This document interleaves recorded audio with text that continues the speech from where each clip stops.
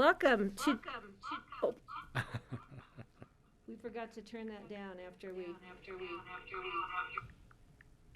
Okay, got it. Oh, see, I'm learning quickly. Okay, today is January the 18th of 2022. This is a work session of the Pickens County Board of County Commissioners.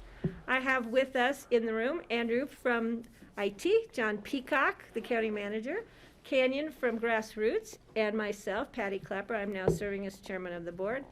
On a Zoom camera, we have Francie Jacober, we have Greg Postman, we have Steve Child, and we have Rich Engelhardt also from staff. Kelly is working her way here. She is at home and will be joining us any moment now. So first item on today's agenda is Rich. Oh, that's why you're sitting here, because you're the first item. We're going to do a deed restriction on employee housing discussion. So Rich, the floor is yours, please. Nice to see you. Thank you, Patty. Good seeing you all aboard. Thank you, Rich Engelhardt, Deputy County Manager. Late Friday of last week, after the agenda was set, it was brought to my attention that we had a couple of concerns regarding some employee housing challenges. One is dealing with a current employee who is experiencing kind of what we're seeing around the valley, is that he's a renter. The owner is looking at taking the house back and possibly putting it back on the market, given what's happening out there. And then the other came through Brian Pettit, who's in the process of hiring a fleet director, and some of the concerns were raised. So I've put together a little slide presentation for board's consideration regarding our current housing program. When I was notified on Friday, I did reach out to John Peacock. We talked about different options, and he supported putting this on the agenda to bring to you all today, looking for some immediate direction actually on one, and then eventually coming back with a change on an ordinance. Also reached out to John Ely, ran kind of the suggestions I'm going to go through here with you all to make sure that we weren't violating anything as far as the use of the funds go. And John had mentioned we're good. We just got to be careful that the housing dollars aren't just used for just strictly employees, that it is workforce housing as well. So I think the work that you all are doing with Phillips, some different initiatives we've had balanced with what we're doing with employees makes sense. And then Patty, you had mentioned during the budget process the notion of expanding our boundaries regarding our deed restricted program. So this is happening a little quicker than we had anticipated. We're going to bring it back in a package, but let me share my screen with you, and I'll kind of bring you up to speed on where things are at here. So, Andrew, is there any way I can see the other board members? So if anybody raises their. Can you see that okay? Thank you. As far as the board members go? Yes, I can see it here in the room, and I'm assuming the others can see it on their Zoom. Okay, good. Well, so what this is dealing with is an ordinance. It's 023 back in 2017. The board at the time had authorized through an ordinance the ability for the county manager and county attorney to execute documents needed to appropriate funding for our deed restricted housing inventory. And within that ordinance, there's a number of different criteria. And one of them, it does state that the approval of property under the deed restricted housing program must adhere to the Pickens County deed restricted housing guidelines. And we've got just a 2-page document that kind of outlines the guidelines that we share with our employees whenever they're interested in the program. So that's why I'm coming to you. It's going to take an ordinance change because there is specific reference to those guidelines. Just real briefly, a little bit about our program. Back in 2017, it's committed to retain and recruiting employees to the area. We do know that housing costs represent a significant challenge to this goal. And so we created this program. And just for reference, right now, the amount of money that has been spent to date through this program from the different employees involved is $4.6 million since inception. We have contributed $1.8 million to date, which is a 259% leverage of funds out there. As you know, that whenever these employees no longer are employed with us, the board has the option to pick up those houses. We can either then rent them or put them onto the free market after a period of time. So currently we have 8 employees that are on there. We've picked up 3 houses that are now rented by employees, and soon to be a 4th that you all are aware of. So we have a total of 12 units in this program. So it's been successful. I think it can be highly successful, depending on your thoughts today and some direction. So where we're looking at needing some immediate direction from is a change within the boundaries itself.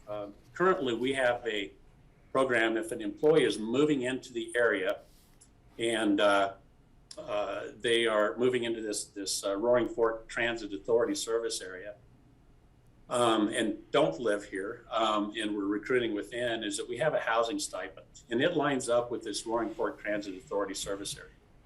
Our housing program did not. The eligibility was from Carbondale to Aspen, and it was limited because of the number of reasons at the time with the board. Just wanted to kind of restrict it, at least for that area. What I would suggest to the board for consideration today is that we do just line it up with our stipend program, and that we extend this, the boundaries right now to the Roaring Fork Transit Authority service area. And I've got a map here that shows that, and you all are familiar with this. It, as you can see, it starts in Rifle and works its way clear up to Aspen, and you can see all the different stops along the way. So one of the areas that we wanted to focus on was try to find housing that gets people close to the transit system. That was one of the kind of the unwritten rules that were in this, is that was why we tried to restrict it, because transit, using our transit system was a way to get the employees that are down valley, at least maybe out of their cars and in here. And if we're going to participate in the housing, that was one of the ancillary benefits we were looking for. So the request today is consideration to expand that boundary. And Pat, did you have a question? I have a question. I thought we had talked about doing it as the same as APTA, which would be the Roaring Fork watershed. So you're kind of deviating from that and doing it more based on transit, because the Roaring Fork watershed would also mean they could buy a place in Redstone, but are they still included in that since it's not technically on transit? Well, it's certainly a board discussion. I mean, you guys could open it up even further. I just kind of had gone by the previous discussion regarding the transit system, but that's certainly open for discussion. Also, the other thing that for consideration that we don't have to decide today, but our maximum amount of the benefit currently, our guidelines are $300,000 for purchases from Carbondale. Oops, I'm sorry, I've got a typo on that. It's currently $300,000 from Carbondale to Aspen, and what I'd like to do is maybe consider and run some numbers. I need to look at our sheet and see what effects it has on employees, kind of our baseline for salaries, because we participate at 35% of their salary based on a number of factors within our spreadsheets. And that takes into account not only their mortgage payment, but HOA dues and utilities. So it's pretty restricted. We don't want to offer something that the employees aren't able to afford. But what I talked to John Peacock about is maybe changing our max right now is at 300,000.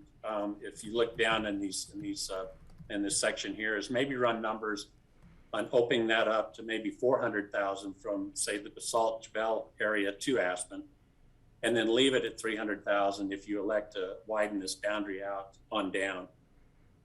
May need to look at the 40% participation cap. But again, I just need to do a little further analysis on this.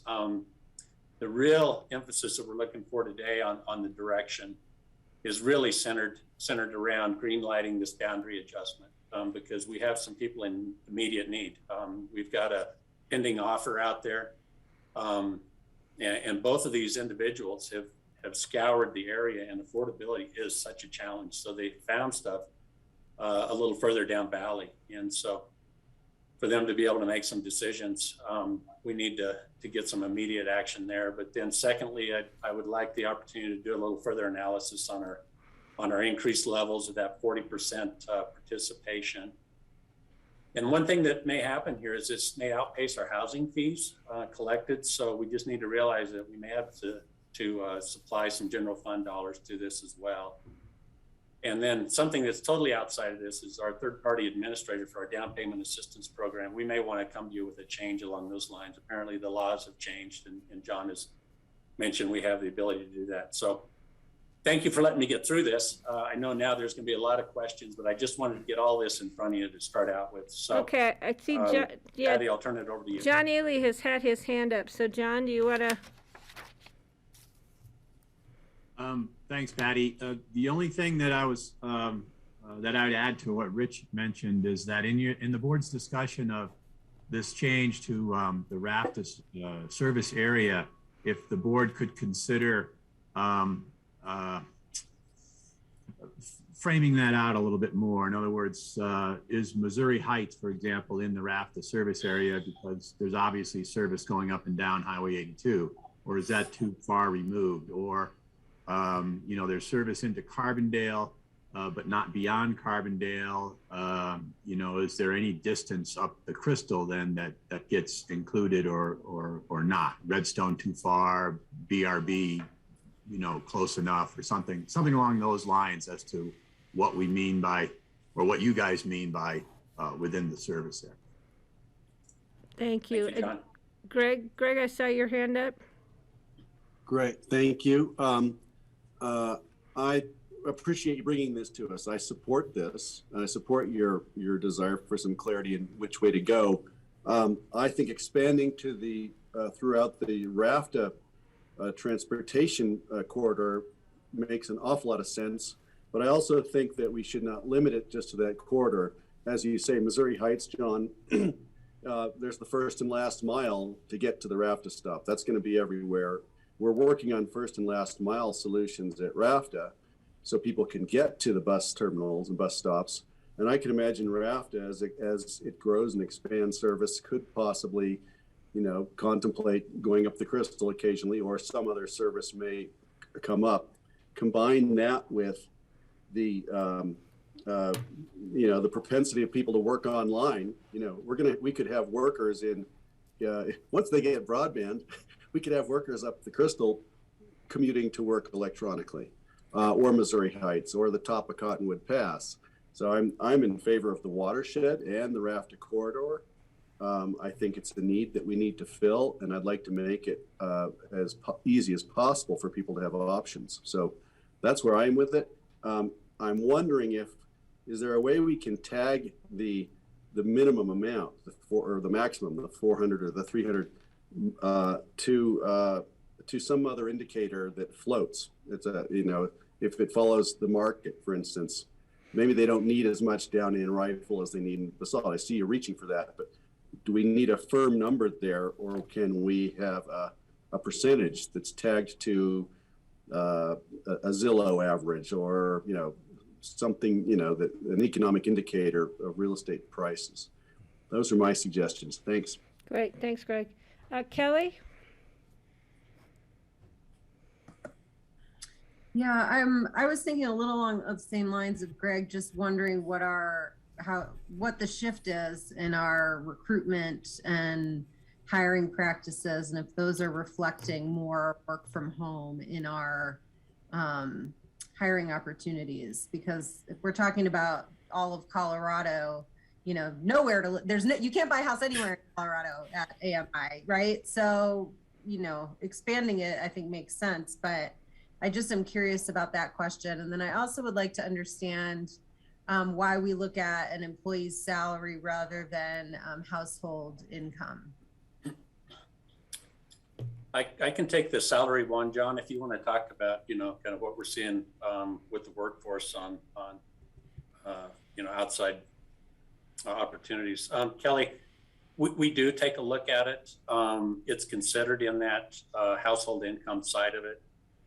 We try to focus on the employee first, because it is, I mean, it's dependent on being an employee. The challenge is if you're no longer an employee, you're no longer approved for the program. So that's a trigger for us. So we check there first, but we do take household income into consideration.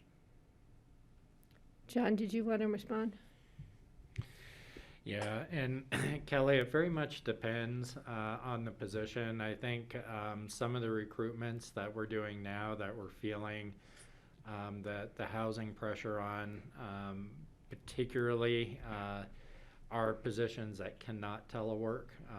For example, fleet positions and such that cannot.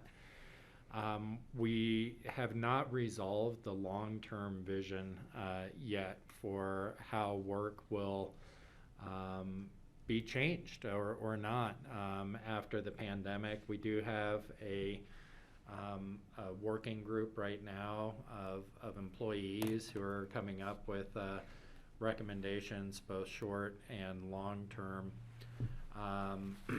But to your point, we do think that telework does provide an opportunity to provide some relief from the particularly high real estate prices in our valley, and that's something that we'll be asking this board to take account of. But the joint equity program is really designed to address the needs of those that do need to come in and want to live as close to our community as possible. I don't know if that really answers your question, Kelly.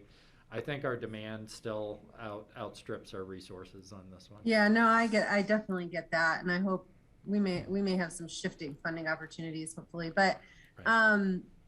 yeah, I guess the tension for me is a little bit between offering equitable benefits to our entire employee roster with, balancing how we prioritize within that, right? So the priority is Understood. folks who have to come into work, who need to live close. And I get that, but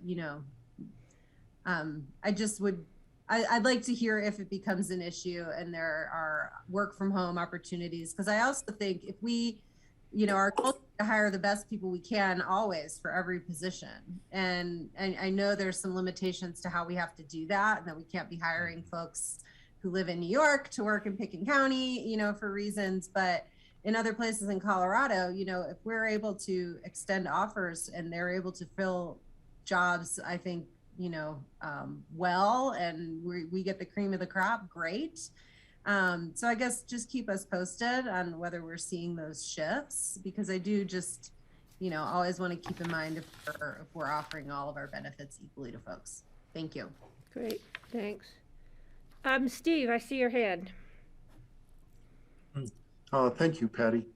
I would favor what the proposal Greg made to make it the watershed and the Raft service area. Even at my house, I'm 7 miles off the highway. I can ride my bike to catch the Raft bus from 7 miles away, and many people can from where they live away from the highway. They don't necessarily have to drive a car. Sometimes in the year they do when the weather's not conducive to riding a bicycle, but that gives us the maximum flexibility. Now, if you get up some of the side valleys, the real estate prices are so astronomical that those aren't going to qualify anyhow, because the property's too expensive. So I think that would be a limiting thing for some neighborhoods. We're just never going to end up with employee housing there unless somebody gets a sweetheart deal on some housing somewhere. So I would favor giving the maximum flexibility, and I like the idea of having a different price break for the upper end of the valley from the lower end of the valley. That makes sense and kind of reflects the real estate prices too. Yeah. Great, thanks, Steve. Francie, did you want to chime in here with anything? I guess my only thought is the getting a bigger subsidy if you buy up Valley. I mean, it just seems a little bit inequitable, and you get a little bit. I don't know. I'm a little torn on it because people who live down Valley also have the expense of commuting, and That's my only holdup. I definitely think we should extend it to include the watershed, however we say that, but I don't know. I mean, what if you live right across the street from the line? Like, and this person gets a $300,000 whatever subsidy, I don't know exactly what you call it, and the person across the street gets 400,000. That just kind of bothers me a little bit. Okay, that's a good point, Francie. So what I'm seeing here is the board kind of going in the direction, Rich, of looking at both the Raft and the Roaring Fork watershed as the boundaries, and then bringing back to us more information regarding the amount, subsidy, that line of 300 to 400,000, and how we're going to view that. And I think Kelly's right that we're hoping, it's one of those things that you hope it exceeds your budget now, because you want this to be a great benefit to county employees to be able to have home ownership within those boundaries. And some people do want to live in Rifle, as we've said before, because of more land. And some people want to live up valley because they just want to live up valley, and maybe that's where they're from originally and they have friends and family. So I think that would be the second thing as far as bringing us back more information for our next discussion. Makes sense. Does that sound okay with the board? Did I summarize what the direction the board would like to go? Greg, please. I can see you all now, so you know. And Greg, you're muted. See, Steve, I'm practicing. Great, thank you. I'm often better when I'm muted. Do you want us to I comment think back on that, Greg? I was expecting you to. The thing that I just think that I like what I'm hearing. These are great. I want to keep all the options open. I think that's what I wanted to say here. It's too soon to give you specific direction, Right.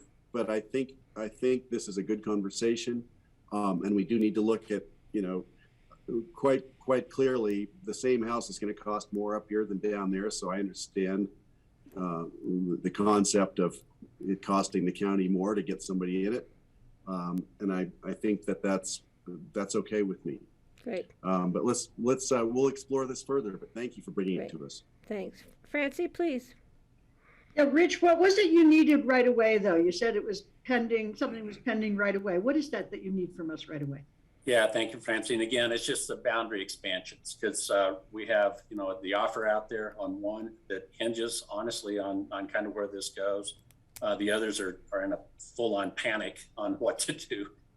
So I think the boundary expansion, which just sounds like there's certainly support across all five of you for that. We'll come back with more details on the other as part of a discussion when we bring the ordinance change back, and see if we can start addressing some of the other concerns here. But it was just a boundary expansion right now. Okay, great. Thank you. So Thank then, you. Rich, that brings up the question, if we have somebody who's, that there's an imminent purchase opportunity, do we have to address that through changing the ordinance, correct? So does that need to come back to us before this person can move forward? Because we know how properties can flip like in a 24-hour period of time. Well, again, I guess that's a question for Peacock or Ely regarding kind of how we do this.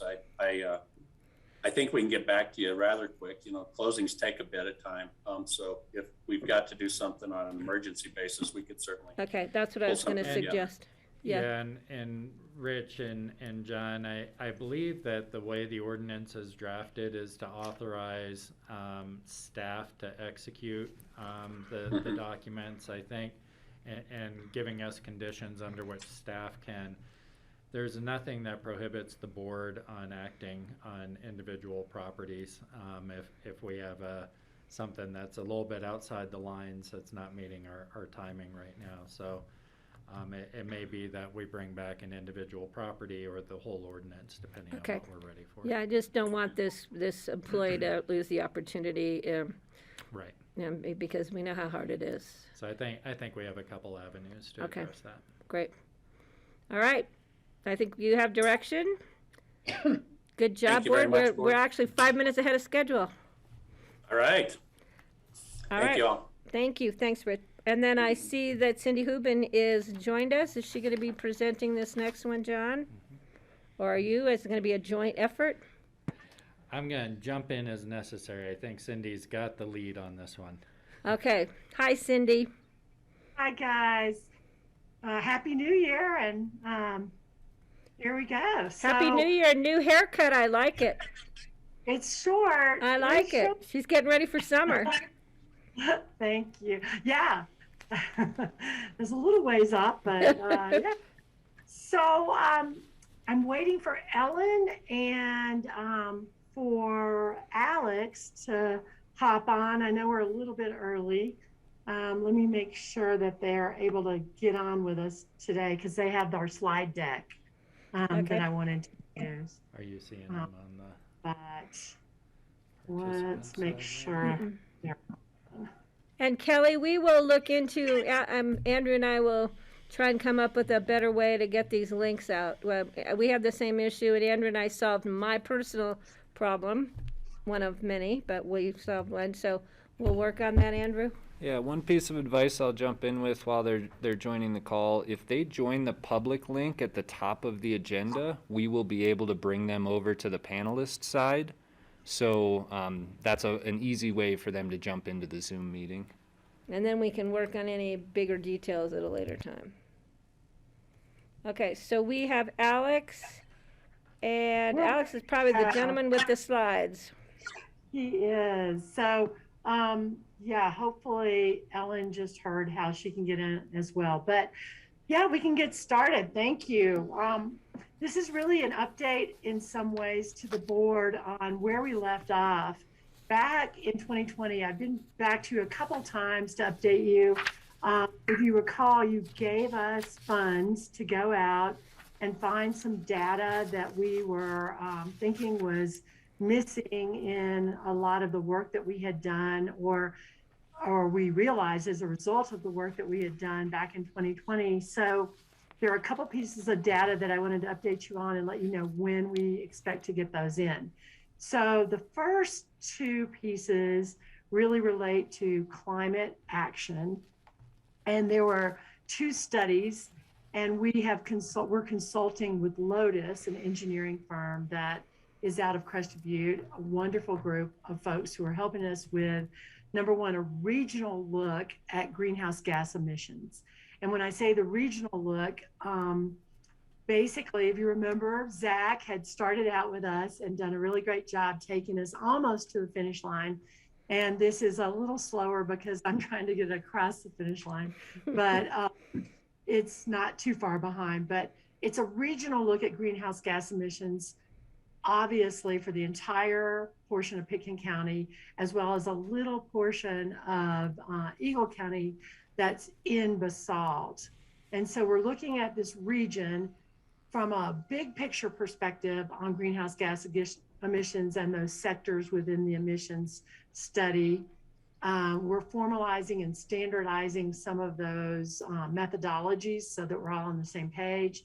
And as a result of this, we'll have a regional story to tell, as well as individual communities will all have their own regional greenhouse gas emissions report that we can look at. And as you know, that'll relate back to our own climate action plans that we have. But the hope out of this with the board is that we can start to look at these things regionally, these issues. And the brief story I'll tell you really quickly is that I think we're all doing really well on an individual basis within our communities, addressing what we set out to do. And we've all done a really good job at that. Now it's time to step back a little bit and say, okay, what are those regional types of items that we can collaboratively focus on and make headway? And it looks like some of those things are, I mean, the two major are probably going to be transportation and waste. So we've got some work to do on that front as a region, if we can pull that together. So then the next thing is that we have what's called the embodied carbon study. And this we did because we wanted to set the stage for the total package, if you will, for not only energy and emissions relative to the built environment, but we also wanted to look at what are the other aspects of greenhouse gas emissions that we shouldn't be ignoring when we look at the built environment. And we know from past studies that the built environment has been a large chunk of our greenhouse gas emissions inventory that we needed to address. So we looked at that, and we're looking at, I think it'll be a lot of fun because we're going to be able to have a graph, and we're going to say, okay, the built environment accounts for X amount of energy relative to embodied energy. What does it take to make those materials, to transport those materials, to have those materials used throughout the life of those materials in a structure? And then what does it look like relative to the waste of those materials in our community? And so we'll have a great graphic that'll put together a picture for us and say, okay, relative to this sector of the built environment, like residential or commercial, we have now the ability to kind of fess out, if you will, okay, this much goes to our energy use on annual basis or whatever basis we want to look at. And this is what it takes in terms of the embodied carbon within that built environment and those structures. So we'll be able to look at that in a lot more complete picture. And I'm excited because I think we're sort of cutting edge on some of this in terms of telling that complete story for the community. And a lot of communities are looking at us to see what this looks like when we get that out to you. The third thing that you provided us with is also, I think, pretty darn exciting. And I might have Alex help explain it a little bit more, but I think that I can explain it. We're looking at a regional look, but with a focus on Pitkin County of our economy. And the economy based in terms of all the sectors of our economy. We all know we're a resort economy in Pitkin County. What does that look like relative to some of our policy decisions that we make in terms of the influences and the drivers that we have throughout the valley?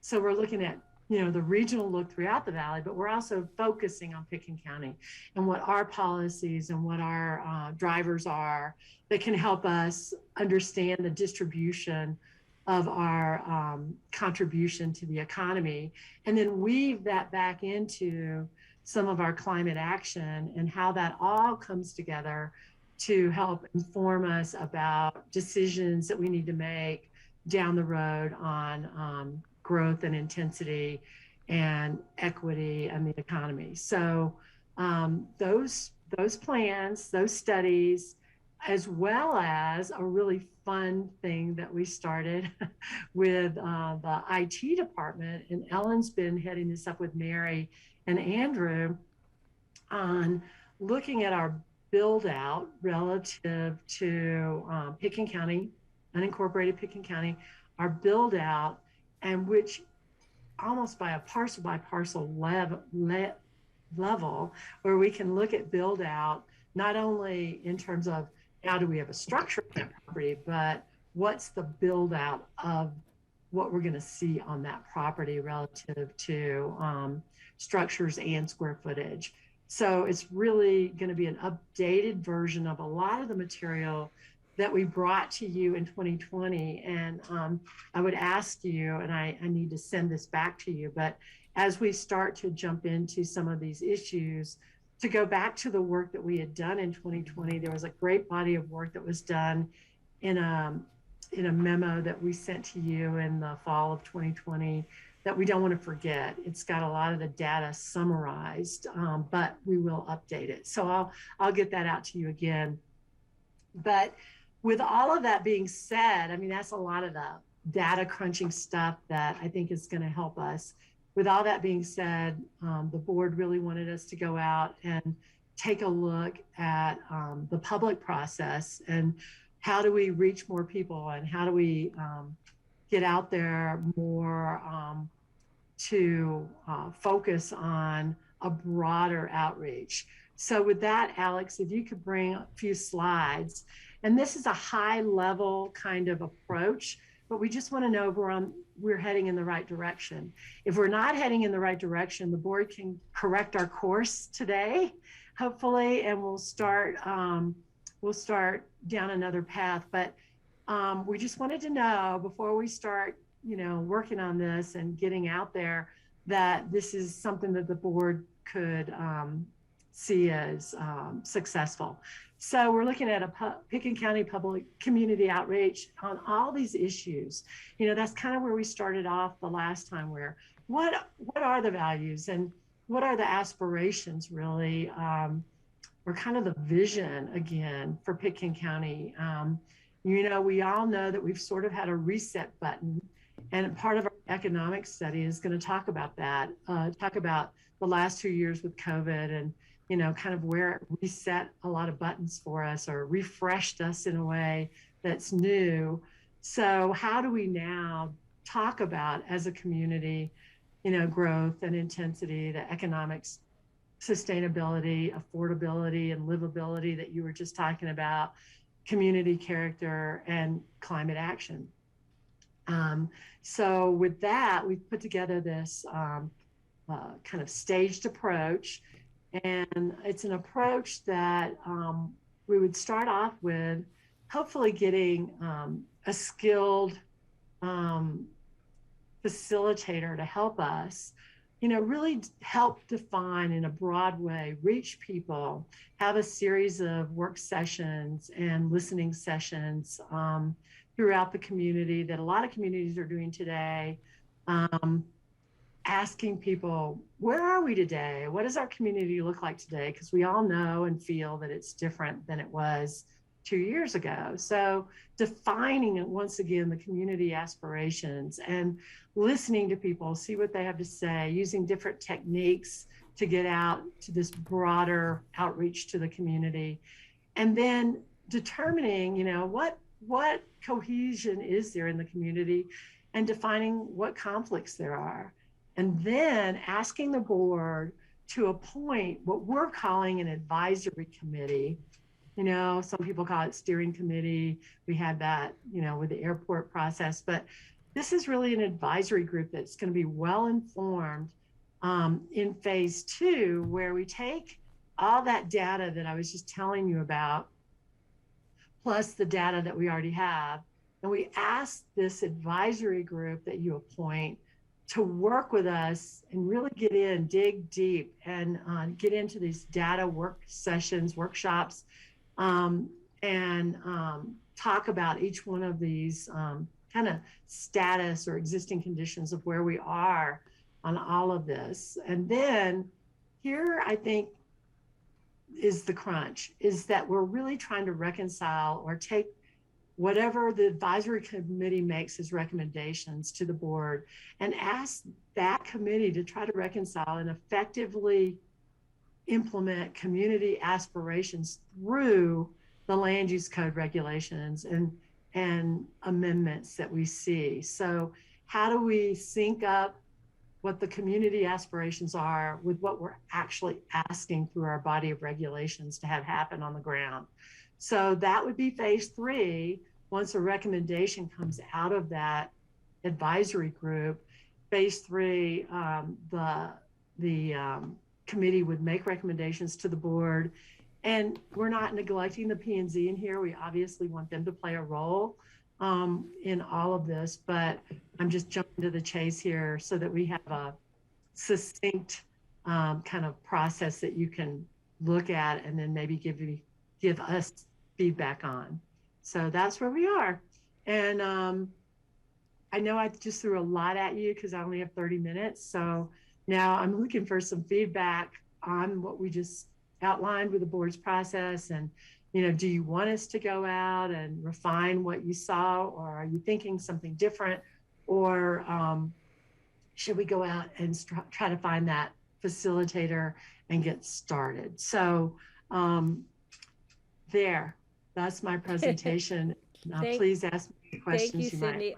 I don't see any hands raised from the board, but I have two questions. Yes. Oh, wait, Greg, your hand's up, and Kelly's hand's up, You so can go first. I'm Patty. just Go gonna ahead. throw these out. Time frame, we're looking at some great deal of time here, so that's a question I have. The second one is, where does carrying capacity come into play here? We hear that word, it's been tossed out for many, many years.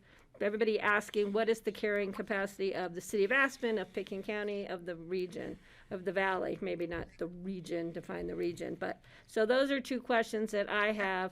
If you just want to start making a list, because I see I've got some board members who are eager to join in. So I think Greg was first, and then I'm going to go to Steve and then Kelly. Great. Thank you. Cindy, this is exciting. Thank you for doing this. Thanks for presenting this to us. I love this. So please press on. If it's time to start looking for a facilitator, seems to me it would be. Let's look far and wide and bring in somebody who's really going to be a great catalyzer. The 2 points I had, one was you mentioned just the changes in the last 2 years. I think we definitely need to scrutinize that and try to figure out where things are going. But no doubt this committee is also going to be looking at the changes long timers in the community have seen for the last 30 years. And that's certainly as relevant, and it's something that should be documented because as we all know, the culture of this community changes pretty dramatically and was even before the COVID accelerated that and changed course. So I support this. Regarding the discussion of carrying capacity, what John Peacock said, I guess years ago, still resonates with me. And I use the example of Hong Kong. Hong Kong has about 34 square miles, and it has 160,000 people per square mile. So it's slightly smaller than our Upper Valley, but it has about 100 times as many residents per square mile as we do. Their carrying capacity is much different. So I'm not sure carrying capacity is the right word unless we figure out the definition for that. Another term that I'd like to bring onto this would be the term steady state. Right? I think that carrying capacity being so subjective, well, if we can talk about what is a steady state for our community in terms of growth, I think that may be something we could explore. The last thing I was going to bring up, which is slipping my mind. Sorry, it just occurred to me the third thing. Steady state conversation. No, I'll leave it there. I'll come back when I remember it. Thank you. I'll let you come back, Greg, I promise. And that I like your bringing out steady state versus carrying capacity, and how do we define either one of those terms? So I think that's a good clue. Steve, go ahead, and then Kelly, I'll get to you right after Steve. So I think this is a good way to approach this, setting up a working group that's appointed. I guess it would be like an advisory committee. So I am wondering what role would an individual who might be on the P&Z, or they might be on city council or a town council who might want to participate in this, where they might, could potentially end up with sort of a conflict further down the road, I guess more in the case of a P&Z member. So what's your thought, Cindy, on if P&Z members want to participate? And I have a feeling that some of them probably would like to participate in this process as the advisory board and then later on as a P&Z member potentially.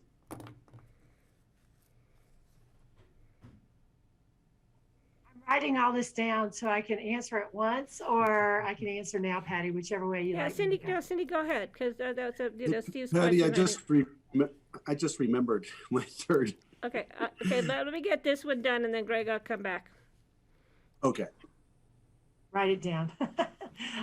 So yeah, Steve, those are good questions. And I would probably want to refer back to the county attorney on the P&Z conflict if they were part of the advisory group. I think our intention when we kind of pulled this schematic together, if you will, on the way to go is that we would hit a lot of people very broadly in that first grouping, where we went out and we got everyone who we could think of, all the stakeholders in the community that we could think of, to participate in their thoughts on the aspirations for the future of the community. And so either those individuals could play a role there, or they could try to get appointed to the committee, which we're hoping isn't going to be too large, because we really want it to be a committee that's a working group and doesn't take 5 years to process, and takes a lot of time though to dig in and have the commitment to dig into this deep material. But I think I would have to ask John or I about that conflict of interest, because we've often had P&Z members as P&Z representatives on committees. So I just want to know from the attorney just how far they would be comfortable with that. Okay, great. Kelly, do you mind if Greg throws out his, and Steve, I'll come back to you too, but Greg's, I know we don't want him to forget again. I know it's hard holding on to more than two thoughts at one time. What I was going to say is, I think also, Cindy, something that could really help frame these conversations are what I'm going to call the popular myth. And this has come up with John and Gabe Preston in the past. The popular myth that Aspen's just a small town of 6,000 in a small county of 18,000 misses the point completely. We have between 2 and 3 times that many people in the town on a regular basis, on a daily basis, depending on the season.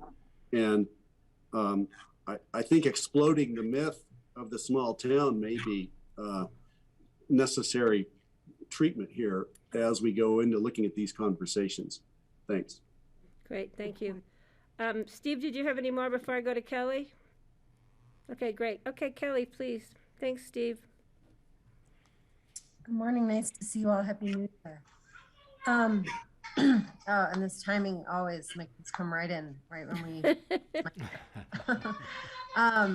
So I'll be loud, and I guess I'll just say, this to me sounds like a bit of like an update to the Aspen area community plan. And I wonder if the work should be, cross jurisdictions, et cetera. And then I think hang on one sec.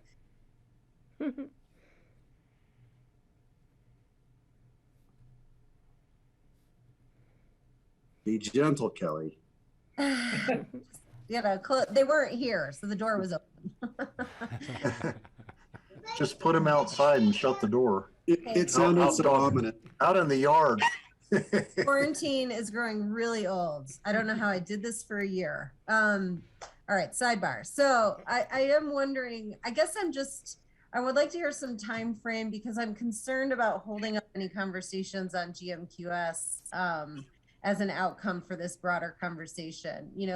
We're just going to continue to run into like TDR applications. We're just going to continue to run into questions about competition and updating the scoring.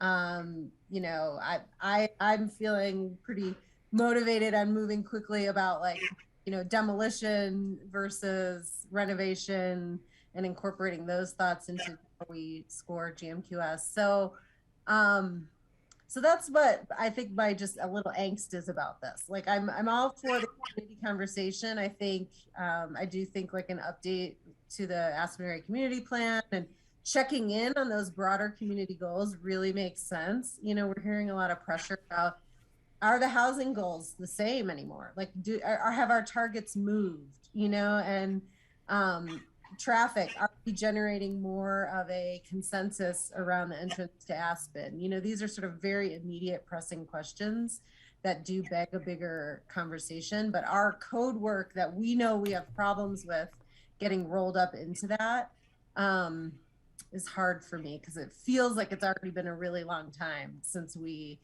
felt inspired to get this conversation and make these changes happen. Thanks. Yeah, thanks, Kelly. And I see Francie shaking her head yes the whole time. So Francie, please, not surprised. Yeah, I completely agree with Kelly. And that was my concern when I heard this is how do we move forward with the things that we really care about and have been promising each other that we're going to move forward on if we're waiting to hear from the community, and if this is put out there to the public and we do move forward, we're going to get feedback that we didn't wait to hear from the community. And yet I also feel I've been made aware in the last year about lots of outreach to the community that came back and bit us all in the ass. And are we setting up to do that again? And so I'm a little concerned about this idea, honestly. No offense, Cindy, I love you dearly. It's an amazing idea. I just especially don't want you to get burned again. Okay, I see Mr. Peacock. He's going to give us words of wisdom. I can go at the end if you have others. I don't see any Okay. other hands. Oh, wait, Steve's got a hand. He just jumped in. John, I got you on the list, though. Okay. Steve, go ahead, please. Paul, I see Kelly's and Francie's point, and the way to do that could be to just prioritize what the working group is tackling. And maybe the first thing they tackle is TDRs and GMQS, kind of break out their tasks into things that they would study, one particular area that's a higher priority or, that needs more immediate attention. And that could be a way to approach those kind of issues. Great, thanks, Steve. I also think that's going to take time, so I think we're going to need to have a broader discussion about this time frame. But John, would you like to go now? Sure, thanks, Patty. And this may be, a little bit of a pivot to this. This may be a good retreat conversation for the board. I think part of the hesitancy you'll see from staff is we did receive direction to move forward previously and brought back some recommendations, and so and then we got pulled back and were given direction to finish the studies and come back with a more comprehensive opportunity for public input before code changes were recommended. And so I think this is going to require some really significant thought from the board about the interconnectedness of issues and whether the board is ready to move forward, because you will hear from the public during the process. There's just as you touch growth management or you touch land use policies, you are touching on issues and regulations that really affect property rights and such. And so you will hear from folks. And, it's important that you think through what process you're willing to take heed on and how much public process you need going into those decisions, and how much you're ready based on your experience over the last year or years to make decisions now and to give staff direction to move forward with recommendations. So I just want to caution a little bit that I think this may take a little bit deeper discussion before settling on it. Yeah, and that's what I was going to say. This is a perfect broader discussion for the retreat. We've already got it kind of listed, I believe, as an issue. But so I think the concerns that I'm seeing that we really need more discussion on is time frame, issues that are priority that we're seeing come forward to us now, like TDRs, the issue of growth management quota system and the scoring, and how we define things like steady state, carrying capacity. Kelly is right. I too feel that it's kind of like the update once again of the Aspen Area Community Plan, but I think it would be tough to bring the city in on that right now in midst of their moratorium and what they're trying to do. But I think those are issues for discussion. I think Cindy listed, well, energy use, greenhouse gases, embodied carbon. the economy on a regional basis, what the build-out is, and the advisory committee. You know, this community, we learned through the airport process, had concerns about the length of time and the involvement and how the visioning committees were led by the county rather than advising the county. So I think we've got some hurdles there to overcome in creating another advisory committee. So I think those are all topics that I think should be considered as part of our retreat and discussion, because I think the board is leaning towards getting deeper into them. Kelly, did you want to add something to that, or? I do, yeah. So I think what would be helpful, and we should get on the same page on this as a board. I think what would be helpful is seeing where we think as a board we've clearly defined problem, and breaking that down, I think, into multiple like problem statements, and seeing, yes, we have consensus about a board as this or no, and identifying where we needed additional information to help define that problem. And I think Cindy is bringing to the table all of that additional information that we had requested a year and a half ago. I will say, I think, one of my observations just with the interaction with the county and the public is, until something is in our purview of conversation, it seems like people aren't fully invested in it. And I will just refresh, Cindy held a community conversation prior to COVID happening, with multiple stakeholders, as building a framework for problem solving, and many participated and many did not. And so I really feel like us getting in the process more quickly than not will help inspire that interaction. I don't want us to end up in a situation where we've teed up all of these opportunities for sort of the prep work, the ground laying conversations and all that to take place. And then when we're actually in the meat of policy changes and those conversations, that's when people start to show up. So if we can get that going faster and really frame it up for the community that we're tackling these problems and these conversations are happening to tackle these problems now, and outcomes are gonna be iterative along the way, that maybe we'll get more folks involved in realizing that this is important work to show up for. Because I don't want us to do what we did 2 years ago and end up in the same place we're at now. Yeah, and yeah, Kelly, I'm in agreement with that. I think the goal of the retreat is going to actually be prioritizing issues, and this would be prioritizing within an issue where we want to go. We're looking, Cindy, when I say prioritizing issues, I'm thinking the broader concept of all of the issues before the county, not just the growth management issue. And I think this one rises to the top because we've been talking about it, as Kelly said, for a year and a half. And I think I'm also in agreement that starting to look for somebody to be a facilitator and assist us is probably going to be one of the first things we can get done quickly, I'm hoping. And just get this ball rolling and get it rolling to an end result, not just keep it rolling. All right, Francie has something to add here. I just want to clarify with Cindy that I'm certainly not hesitant about everything that you talked about. I mean, all the stuff you said at the beginning was fabulous, wonderful, and definitely look forward to hearing, some of those reports and stuff. Just the whole thing about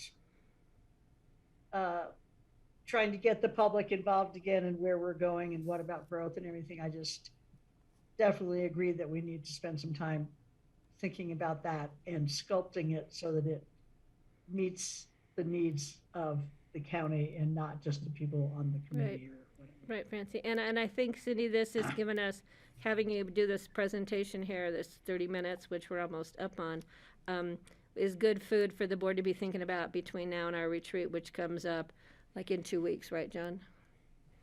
Well, it depends how our next conversation goes. Okay, well, it's going to be in 2 weeks, John. Yes, John? Anything else in closing here, guys? Alex, thank you. Nice to see you. Miss seeing you in the hood over here. Greg, did you have something Patty? more? Only to say, to remind us all, this is why we make the big bucks.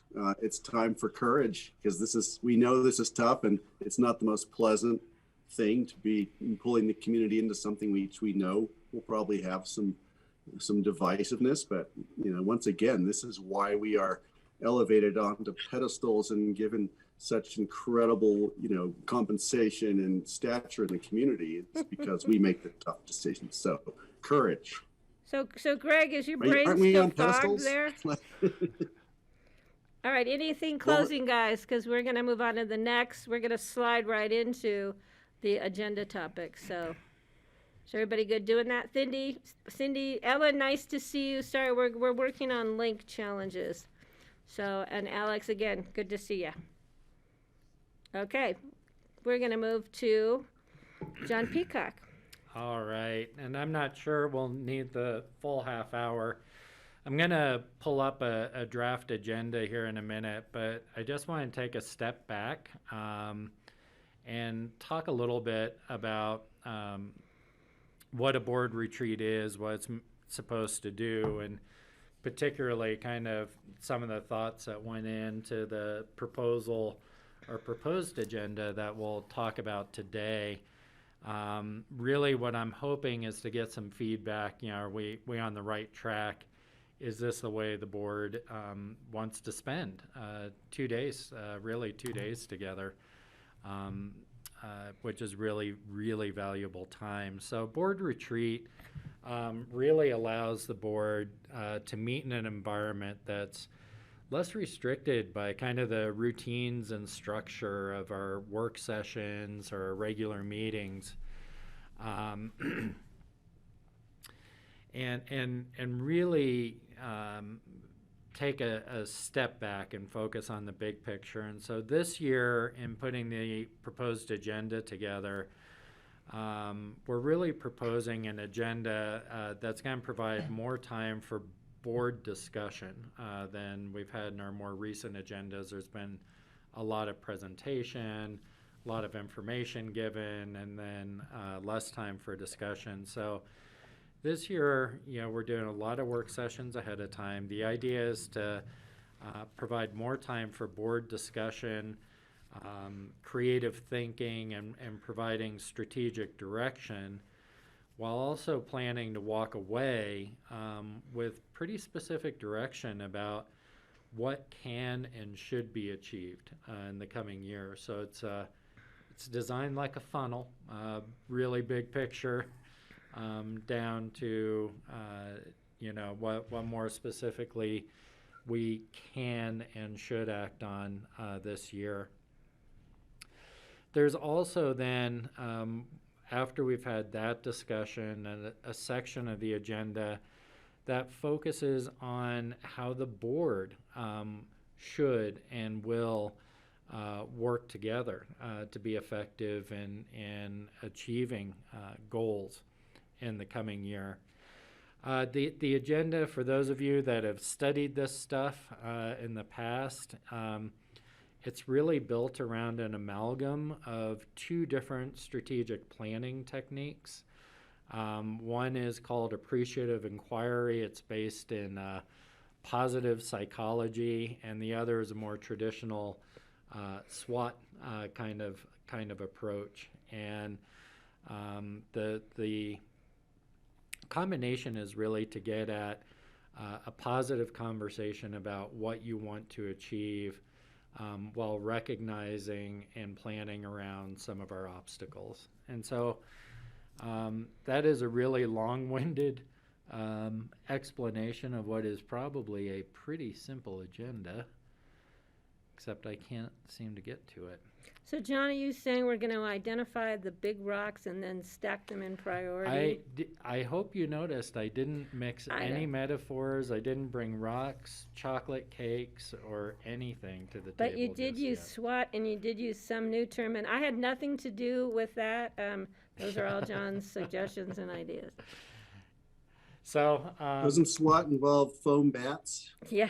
Is there for Francis' benefit? And the psychology one involves locking the five of us in a room with 5 pitchers of water that we have to drink within a certain period of time, and hopefully get a decision before they'll let us out to use the restroom. The doors stay Oh my God, locked that's until you've awful. reached agreement. So I'm just gonna walk through the day. We're planning on having pretty limited staff support there. Right now, unless there is different direction from the board, I have been looking at different facilitators to see who is available. Right now, it has been really challenging to find folks that we think are a good match for this conversation and board. Right now, I have myself penciled in as facilitator.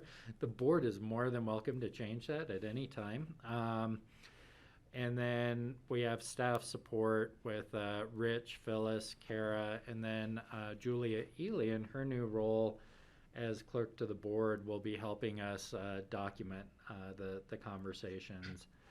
Some of this is really going to look familiar to you. I just note that we were able to secure the Pearl Pass conference room.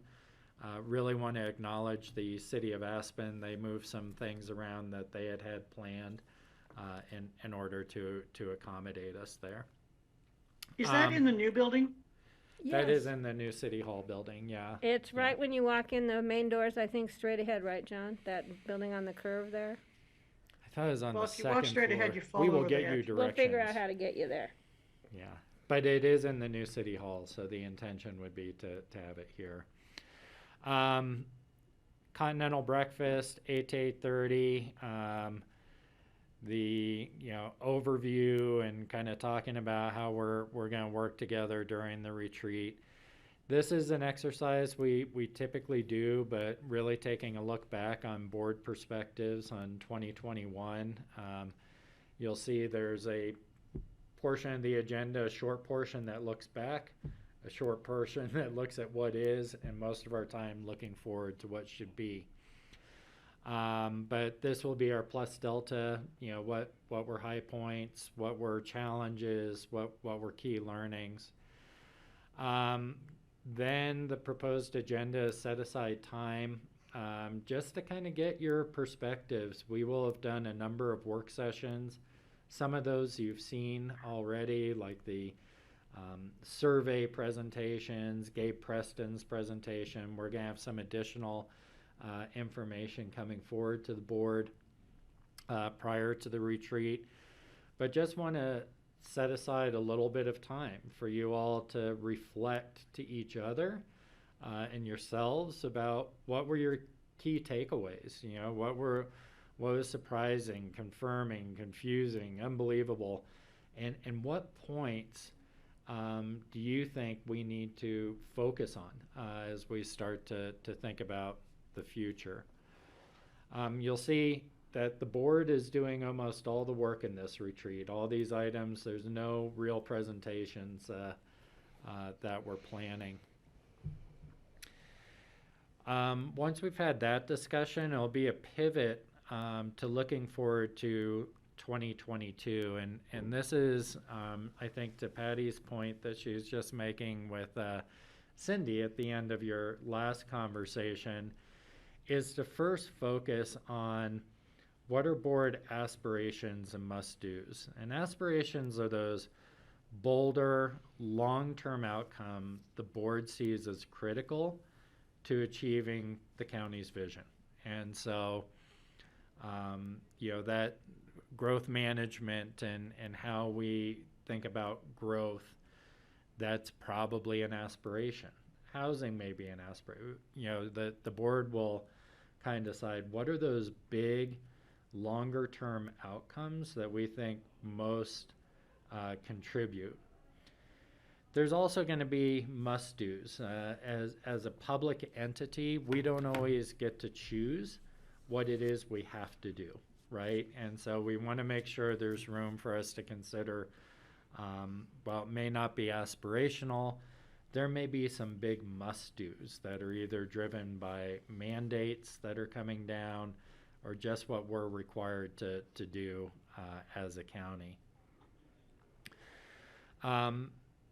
this will probably be a fairly long list, and I suspect there will be a longer list of aspirations and must-dos than we can realistically deal with entirely. And so we will ask collectively to kind of prioritize what are the, whether we call it rocks and jars or dotocracy, however we go about it. It's going to be about identifying probably 3 to 5 of these aspirations and must-dos. The fewer that we focus on, the deeper we'll be able to go.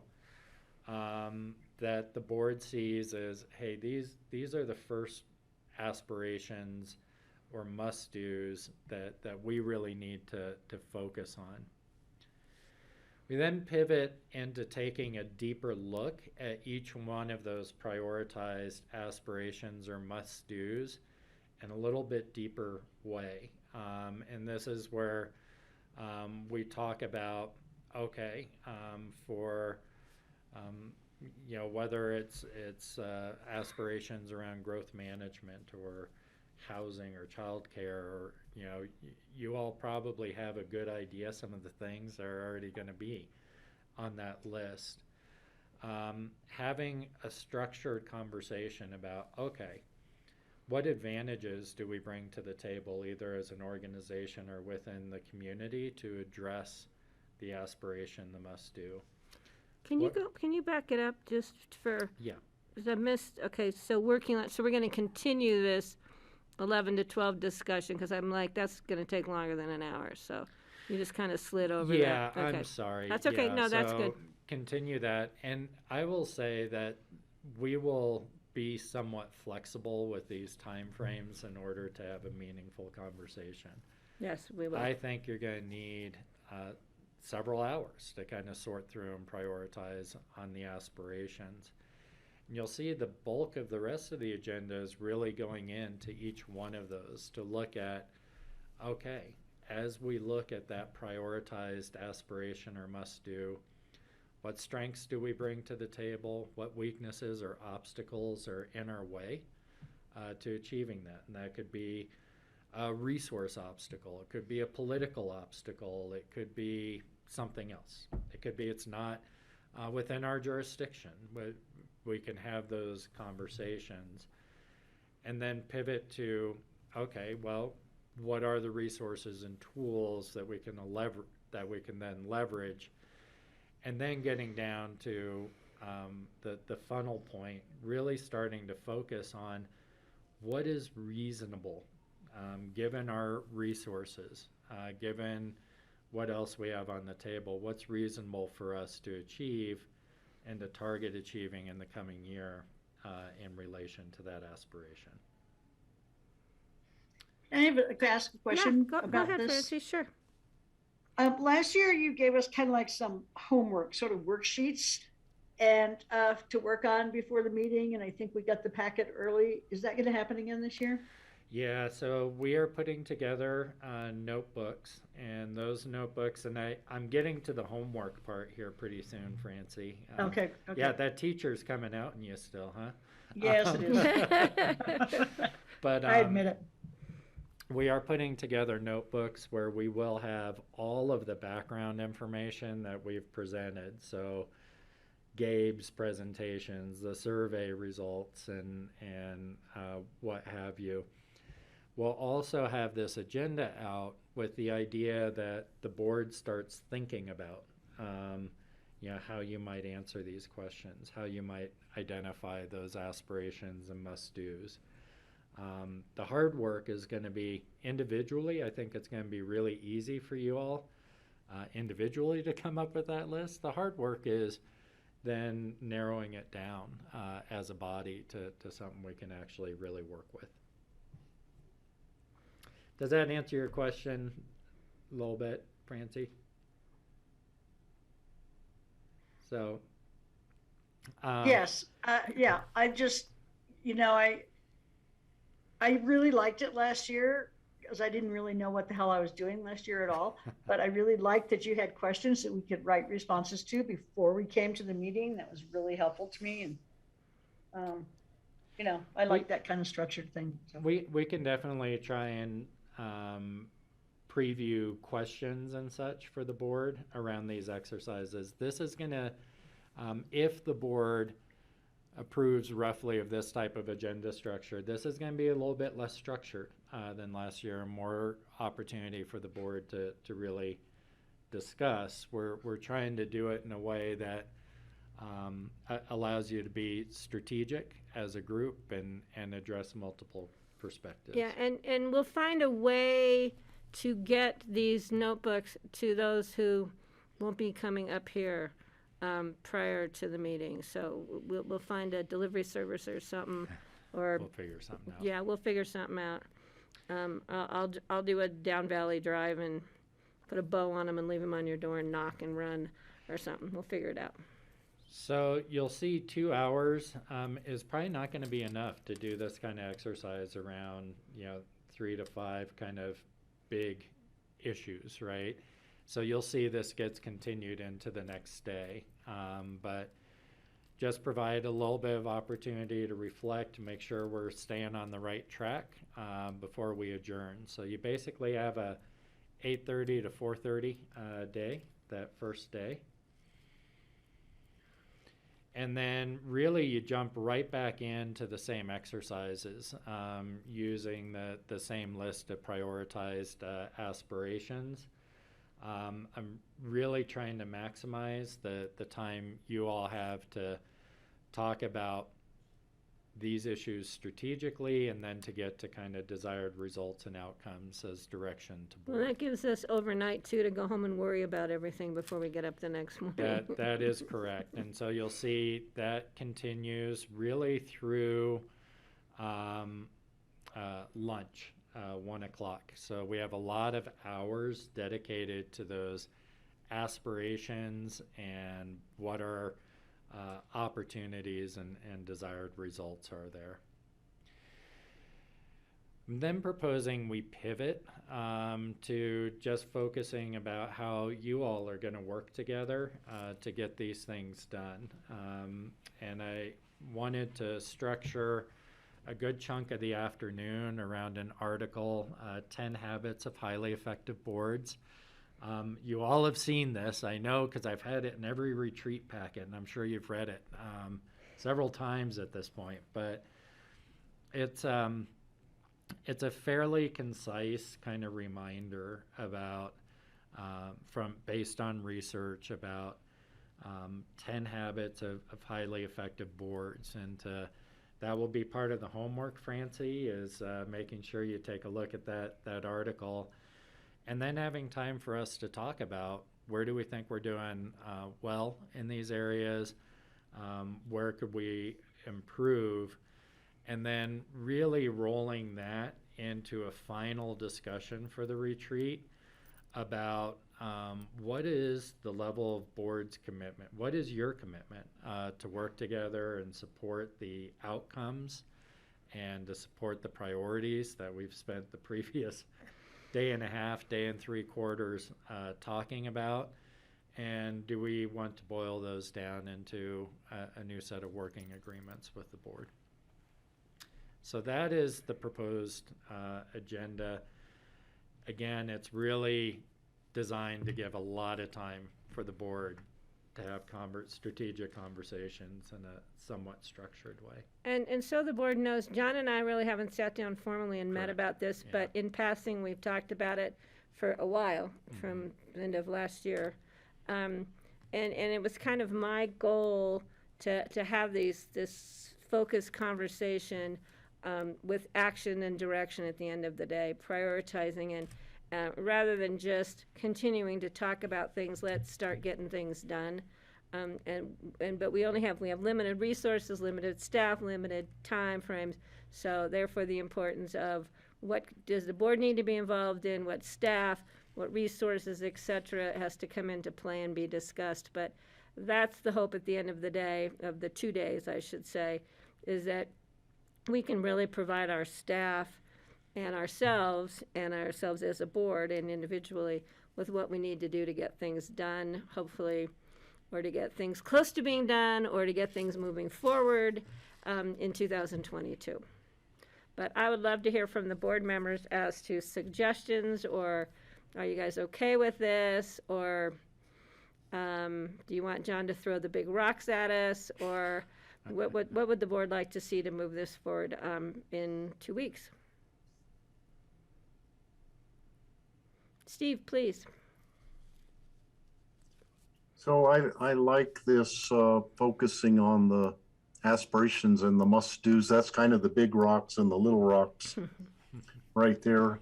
I've been starting my list already, the aspirations and must-dos, my own personal list. So, the ideas start flowing right away when, thinking about what projects should we be working on.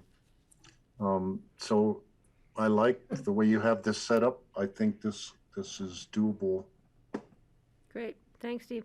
Kelly, I don't know which one of you had your hand up first, so Greg, I'm gonna let ladies go first on this one. Kelly, please. I would also like to see our board come with some sort of way to communicate our intensity behind goals, I guess.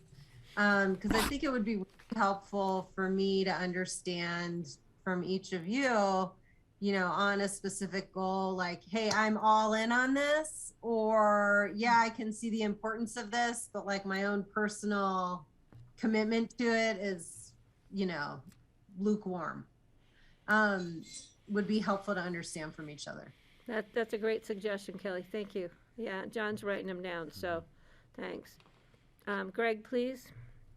Yeah, great, Kelly. I love that too. That's good. We can put our big issues in, but then rate the personal importance. I think that's helpful. I just wanted to say, in previous retreats, I still think about when I think Amy Marjoram dialed in as a former was city manager and as a former executive at the Aspen Institute.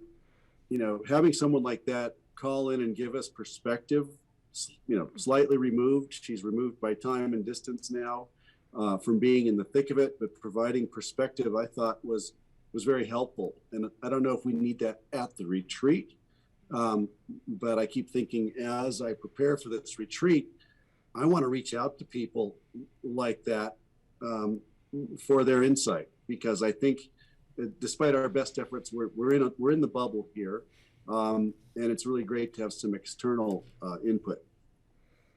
Don't know if we need to incorporate that in the retreat or if we have time, but I just want to say I really did appreciate that from previous years. And then also, I'm trying to think the planner, who spoke to us. Really, to me, those were important, insightful times, and I'm hoping we all get the benefit of that this time around.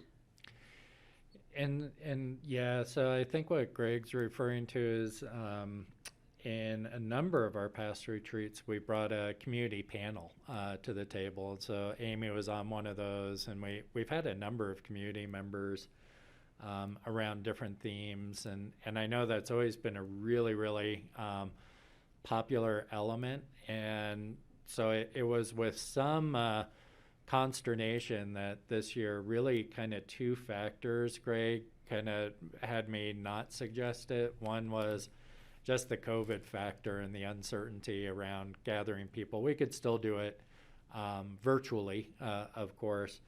But the other was, I think what I've been hearing from the board, and maybe this is a good test, is maximizing the amount of time you all have to have a conversation around priorities and some of the other things, your level of commitment and how you're going to lead going forward. So I really, as you can see in the agenda, it's really you guys talking the whole time.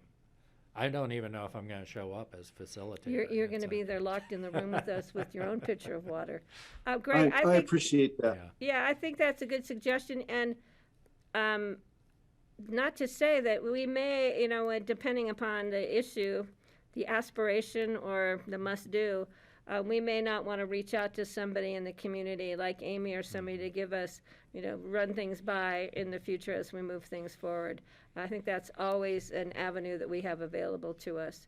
Yeah, I think now, in light of all the topics, all the issues we have before us, and we have a community that's wondering what is actually being done in this community to manage things and to move things along, I think this is a good opportunity for us to spend this time and see where we go. And that might be one of the suggestions that comes out on a certain topic, Greg, that we need to bring somebody in to make sure we're heading in the right direction. Great. I appreciate that. And it's also certainly something we can do individually even before the retreat if we have a particular, question. So Yeah. thank you. Thanks. Francie, did you have anything more you wanted to add? You're good on your homework? Yeah, I just wanted to say, I think everybody is in agreement on this, that John, you're our facilitator. First of all, you not only know us, you know the topics. I wouldn't even imagine wanting to have somebody else in there. Yeah, I encouraged him that same direction, Francie, so thanks for I told him, let's just keep it in-house, and I think the staff that we'll have available to us will be good, and I really think at the end of the day, we'll be able to get some direction and some goal setting and things done. And just the fact that it'll be the 5 of us with some staff support in a bigger room where we can do some social distancing, and who knows where the numbers will be by February, 1st of February. We're hoping they're on the sharp downhill. I think we'll be good. And I want to thank Charlotte for wrestling with where to do this and how to do it. So as always, Charlotte came through for us. And again, thanks to the City of Aspen for shuffling their own schedule. So, Kelly, please. Oh, I'll just end on a fun note. I'm going to plan to make some homemade cinnamon rolls for the ever eat, and I'm happy to take other baked good requests. Since this is the time I'll be seeing you all. I would love to bake also. I don't have anybody to bake for anymore. All my kids are non-sugar. It's such a bore. We are not a non-sugar group here, Francie, so you're in good company. And we look forward to that. Thanks. And you know what? Just having the 5 of us together, I think the communication will be so much improved over Zoom meetings, and I'm really, really very positive about the outcome of this retreat. So I really look forward to hanging out with you guys for a couple of days. So John, anything else in wrapping us? No, as long as we're on the right page, I've got a few suggestions here, and we'll try and incorporate those. And Good job. Sounds like we're on the right page, right track. Good job. I'm going to get those post-its and sticky dots up there one way or the other. All right. Anything else in closing, guys? Okay. Real quick, we have just a couple minutes for this afternoon's meeting. It's a different it's a WebEx, right? So you'll need to go to that one. I just want to give everybody a heads up, just so we know. And again, Andrew and I will work on how we can hopefully get this link to our regular meeting, so everybody's not wondering where the link is at the time the meeting's supposed to start. We're going to work on that. And Andrew and I Patty, You mean just at for 1 o'clock clarity. or now, or Yeah, what do you mean? wait. What's that, John? It's the joint meeting is a WebEx, so at 4 Oh, o'clock it'll yeah. be a Yeah, different and one. Charlotte sent us the link to that. Andrew and I tested it earlier, and it seems to be up and running, because the city's just kind of getting their nuts and bolts of, together, getting their kinks worked out. But So at 1 hopefully that- o'clock, we come back here. We to come the back same- here to this link. same link, and then we leave hopefully 3:30 and set up again at 4. So we're good. Joey just peeked his head in. So so hopefully we'll see everybody back here at 1 o'clock when we do the update with the U.S. Forest Service and Brian Pettit. All right, see you guys after lunch. Thanks. Thank you. Bye. Patty.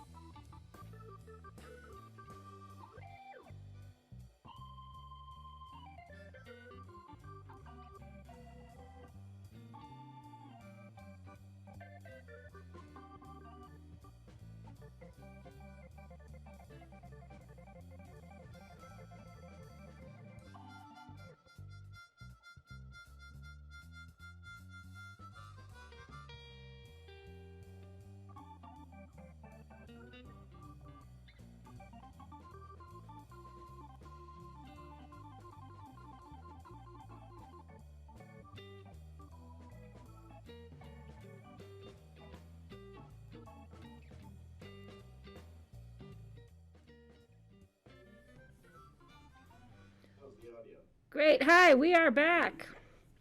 We are back. We are on. This is a continuation of the Board of County Commissioners work session meeting on Tuesday, January the 18th, 2022.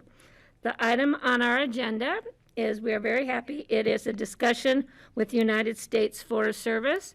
Brian Pettit will be leading this on Pickens County's part. So Brian, if you'd like to introduce our guests to the public, that would be great. We are still waiting for Steve Child to come on board, but I'm sure he'll be here shortly. Great, thank you, Patty. I'm Brian Pettit. I'm the Public Works Director for Pickens County.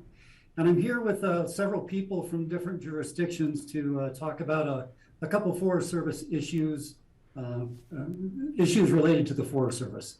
Mary Flynn's with the Forest Service, Wyatt Price, and Shelley Grail Broadus, along with Kevin Warner.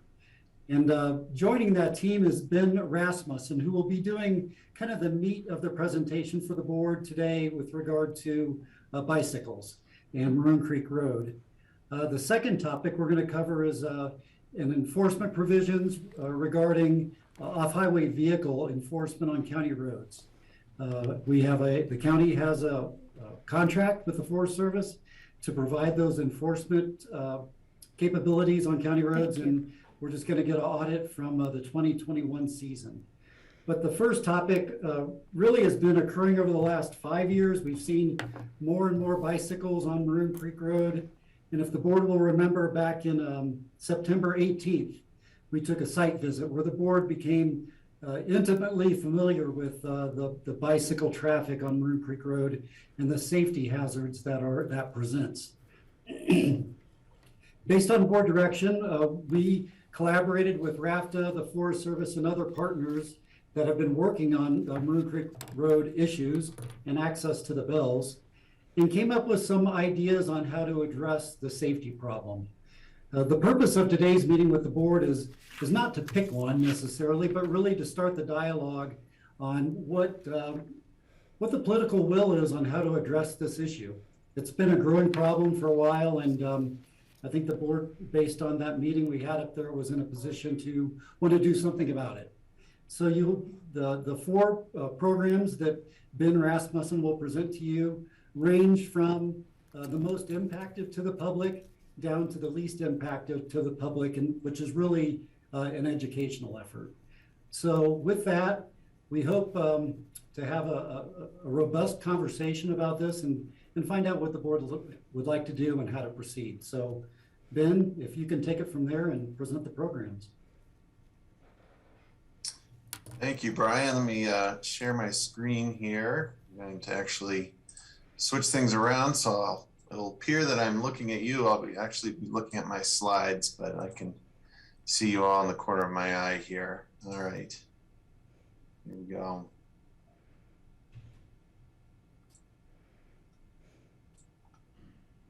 All right, hopefully everyone can see my slides here. I say mine, but really this is a group effort based on the work of the Forest Service, the county, the city, Raft, ACRA, and also SKICO. So even though I might say us or we or I really mean it's this group effort here. So just for a little background, biking on Maroon Creek Road has always been an occurrence. It's largely been historically by locals, some who come up once a month, once a week, daily even. But in 2020, we started to see a significant increase in bicyclists, mainly e-bike rentals. And we thought that was mainly due to COVID and restricting the number of people who could take the shuttle. So therefore, if their time was booked, they were looking for alternatives, and e-bikes were there and ready to go. What we noticed, though, was that a lot of these bicyclists, they didn't know the rules of the road. The etiquette was really lacking in terms of not staying to the right, not riding single file. Sometimes people would even stop in the middle of the road to take in the view or get a picture, what have you. In some cases, many cases, there were no helmets being worn, and some people were even wearing earphones or earbuds. The impact back a couple of years ago was that there was a lot of stress for the Raft of bus riders, for people driving up and down the road as well. There were a number of near misses between Raft of buses and one crash that luckily wasn't serious. And then there were also a lot of bicycle parking issues up at the Bells. So we recognized this, and in 2021, we tried to take a different approach. We looked at really trying to roll out an education campaign that would target people before they got to the Bells so that they kind of know what to expect once they got there. RAFTA also trained its drivers on how to navigate the road with bicyclists, and I think some Forest Service staff also participated in that training. The county looked at ways to stripe and or widen sections of the road, and widening will be looked at in the future. Striping that was determined wouldn't work for last year at least. And I mentioned the educational materials. We developed flyers, videos, social media messages from each of the partners, and we tried to share these as broadly as possible before the season started and throughout the season. However, even with more shuttle capacity, where it wasn't just half the riders that were allowed, it was a full bus load that was allowed last year. The bicycling volumes were higher than ever.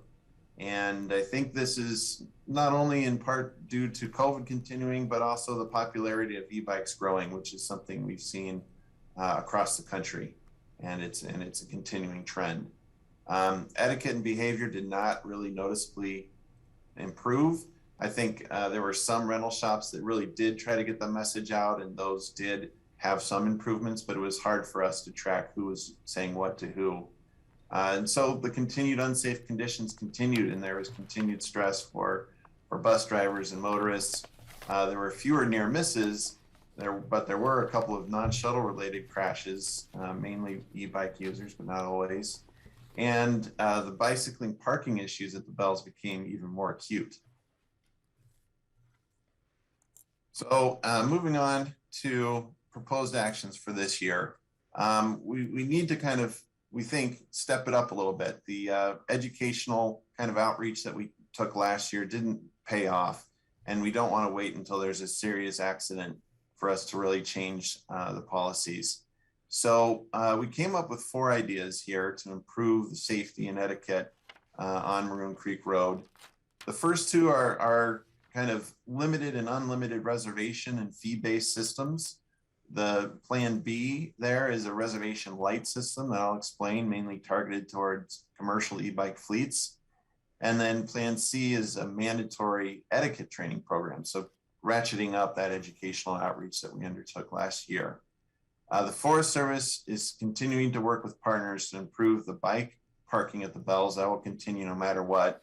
And the county is also looking to do a preliminary engineering study in the upcoming year to look at areas that could be widened potentially in the future. But that would take a number of years and could cost a fair amount of funding.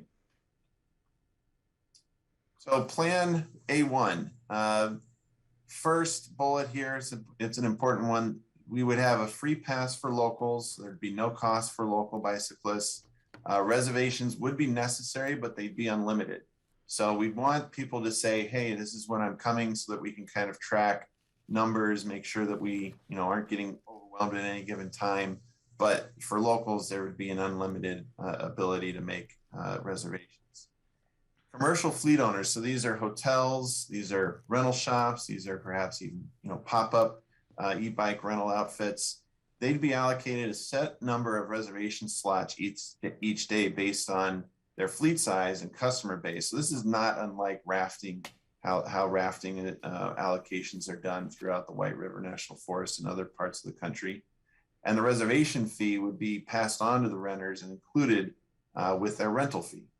For out-of-town bicyclists who are bringing their own bike, they need to make the reservation through the website, just like they do for the shuttle or a parking ticket. And all bicyclists would be required to watch a video on the expected etiquette before making these reservations. At the welcome station, there'd be a staff person from H2O who currently runs a reservation system for the shuttle and parking who would check and make sure that that everyone had reservations and approximately at the right time. The impact here would be that the fees would cover the costs. We're not looking to turn a profit here of the reservation system, the call center, and the staff of the welcome station. We think that the system would help level out the peak, the midday usage throughout the day by allocating the same number of reservation slots for the morning, the middle of the day, and the afternoon. And we keep them pretty broad. We wouldn't want to tie people down to a particular hour or minute. We think this would result in a better etiquette, but it might be difficult to enforce, and there may be some public concern and potential legal considerations with this plan. Plan A2, it's similar, but here there'd be, again, that free unlimited pass for locals.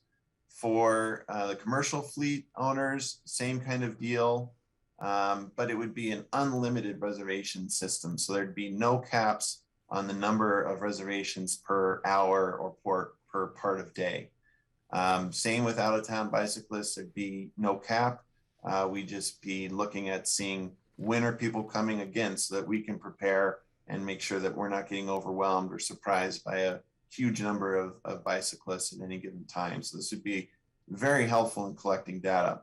However, you might notice an asterisk here, and we're thinking we might implement a cap on peak weekends, just because we don't want to get overwhelmed. And we know that there are a few peak weekends throughout the year, looking at data we collected last year, where we may want to say, we're not capping the number of people per day, but we are capping the number of people per part of the day. So if you want to come in the afternoon, but that time is all filled up, then you might need to come a little earlier in the day.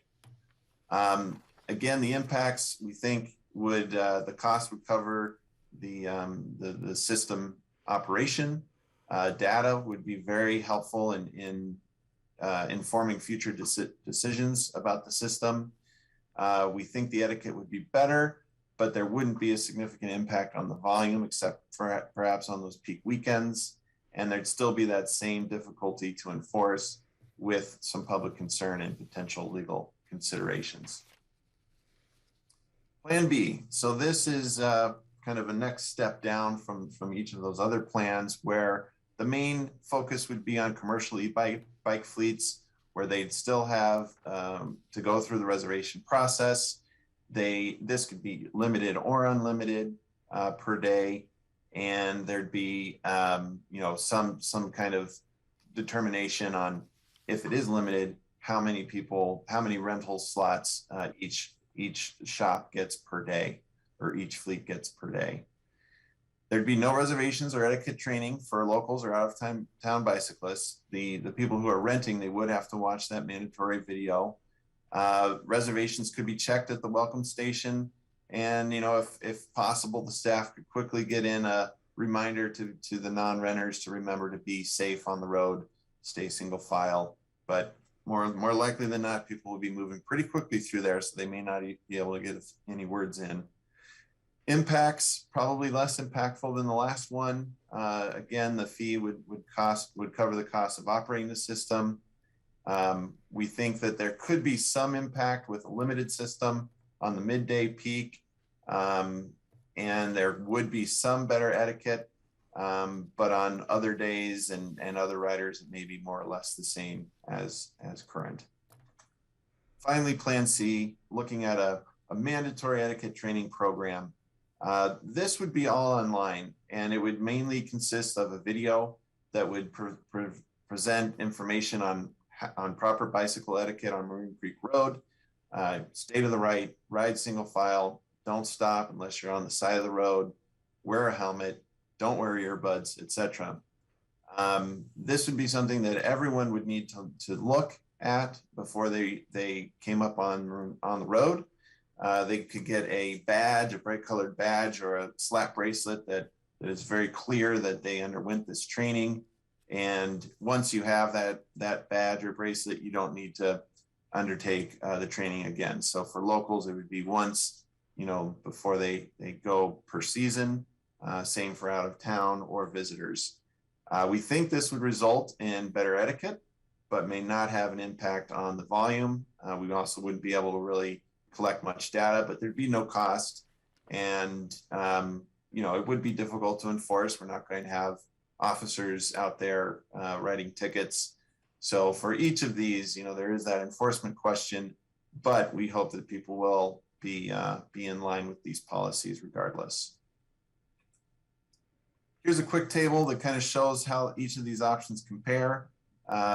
For each of these, it's free to locals. There would be a training component required, at least for some of the users. For reservations, in some cases they are required, in some cases they're not. Are there limits? Are there not? Yes or no? And then same with the fee, yes or no. I guess yes for each of the scenarios except for the last one. And this is the extent of our thinking at this point. We wanted to get your input, answer any questions you have. These are not the only 4 possibilities. There's perhaps others that you've been thinking of, or there could be a hybrid approach of these 4 options that makes sense. But this is where we're at currently, and we didn't want to head down any one given path without getting your input and proceeding further. So thank you for your time. Happy to take any questions. All right, thank you, Ben. It looks like Greg Postman had his hand up, and then Kelly McNicholas Curry. Hi, thank you. Thank you for the presentation. It's good to see this brought forward, and hi, Shelley, and it's just good to see you all. Despite it being virtual, I'm just getting used to that.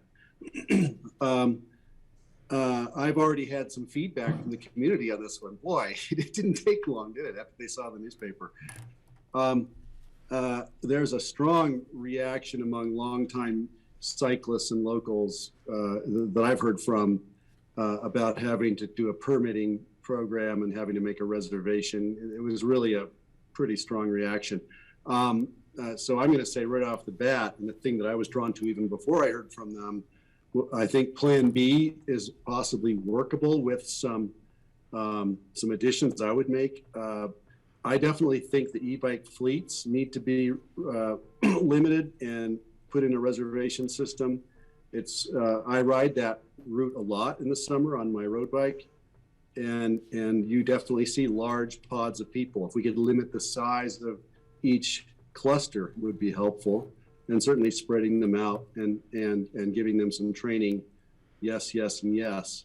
I think a lot of the locals pretty much know about staying right and know the rules pretty well. But I would also have to say that I would love to add a requirement that people have a light, and that they have a tail light, and that they have a bell. And I brought it up. I was a little surprised I didn't see it here. When you're riding down through the dappled shade of the aspen trees in the mid-morning, the road has a stark black and white contrast, and often you cannot see a bicyclist until they are upon you if they're coming down. Those little cheap $10 to $15 lights could possibly be bought in bulk and given as perks for taking the training program, for instance, something like that, to get people using the lights and possibly a bell to alert. Other times you're coming up from behind on people and they have no clue you're there. A little bell, not something that's not obnoxiously loud, could really be useful. So I think that I like what I see with B here. I definitely think the problem has been the influx of the new e-bikes, and I don't mind putting the burden of compliance and good etiquette on the shoulders of the people renting these bikes, and I think that'll take care of most of the problem. There still will be out-of-towners, and there'll still be e-bike locals. I've seen locals on e-bikes who were kind of clueless as well, but I think they can be brought up to speed. The other thing I'm really interested in hearing about is the striping, the signage, and then eventually I really want to work toward widening that road or putting in a bike path. The amenity of cycling to the bells is as important to many people as even arriving at the lake or even seeing the bells themselves. Of course, you come around that corner and you see the bells and you get an extra burst of energy. But riding that ride has become a time-honored pastime for people. And I'd have to say, as a draw, it's just as important as the lake and the bells themselves. And so I'd like to preserve that for our community who depend on that for their workout and really love being up there. And I think we can accommodate people getting up there, by taking the measures, modified B. Was the last thing I was going to say. The other suggestion I had from two people in the community, one was restricting Maroon too much is going to push the bikes elsewhere. So we're going to see the same problems on Castle and Lanedo and you name it, Old Snowmass Creek Road. So that's something to consider. Maybe we need a uniform standard for bicycle etiquette for the county and county roads. The other suggestion I heard from somebody, which kind of made sense, is, perhaps we need to slow the buses down a bit so they're just not moving as quickly. And I'm glad to see that Raft, I sit on their board, but I wasn't sure, I hadn't heard lately, but if they're doing specific trainings for how to work with bikes and pods of bikes, I think that's good and that could be helpful also. Thank you. Thanks, Greg. Good comments. Kelly? Yeah, I just have some questions at this point that I could use some clarity on. My first question is, is a fleet defined as someone who has a guide accompanying with them, or is it truly limited to anybody that rents just from a bike shop? And so an individual person can be somehow defined as a fleet based on where they procure their bike. And then my second question here is, did the group prioritize either etiquette, improvements in etiquette over reductions in volume? Is there one policy goal here that's more important than the other? Thanks. Thank you. Yeah. Ben, go ahead. Ben, why don't you respond to Kelly's? Greg's were more comments and statements. Kelly definitely had questions. Okay, yes. With regards to the fleet size, we need to dive into that a little bit more, but we were thinking that anyone who rents from a fleet and a fleet would be defined as perhaps 3 bikes or more. So if a entity has 3 bicyclists or 3 bicycles that they lend out or rent out, then they're considered a fleet owner, and whoever rents from that fleet owner would need to follow the guidelines for fleet owners.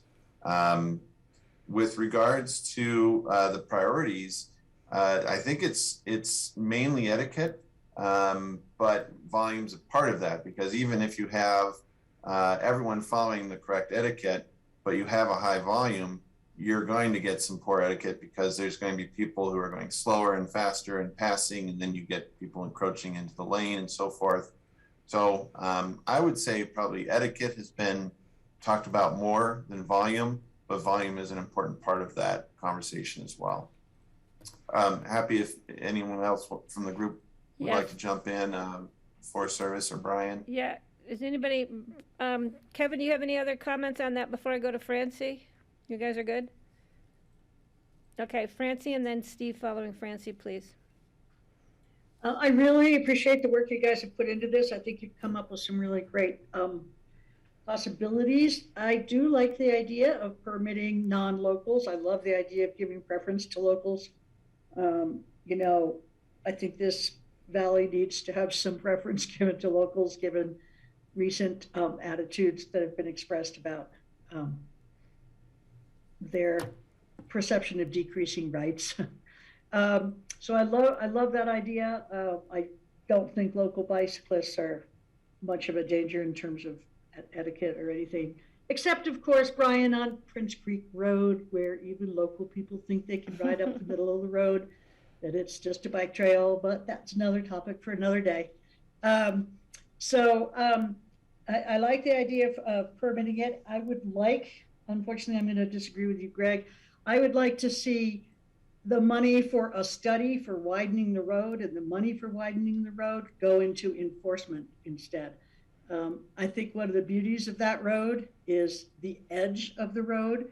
The aspens and stuff are incredibly beautiful, and having smaller roads is not a bad thing. So I would rather put that money into enforcement, put money in somebody's pocket as an employee, and have people follow the rules, and then maybe make it safer that way.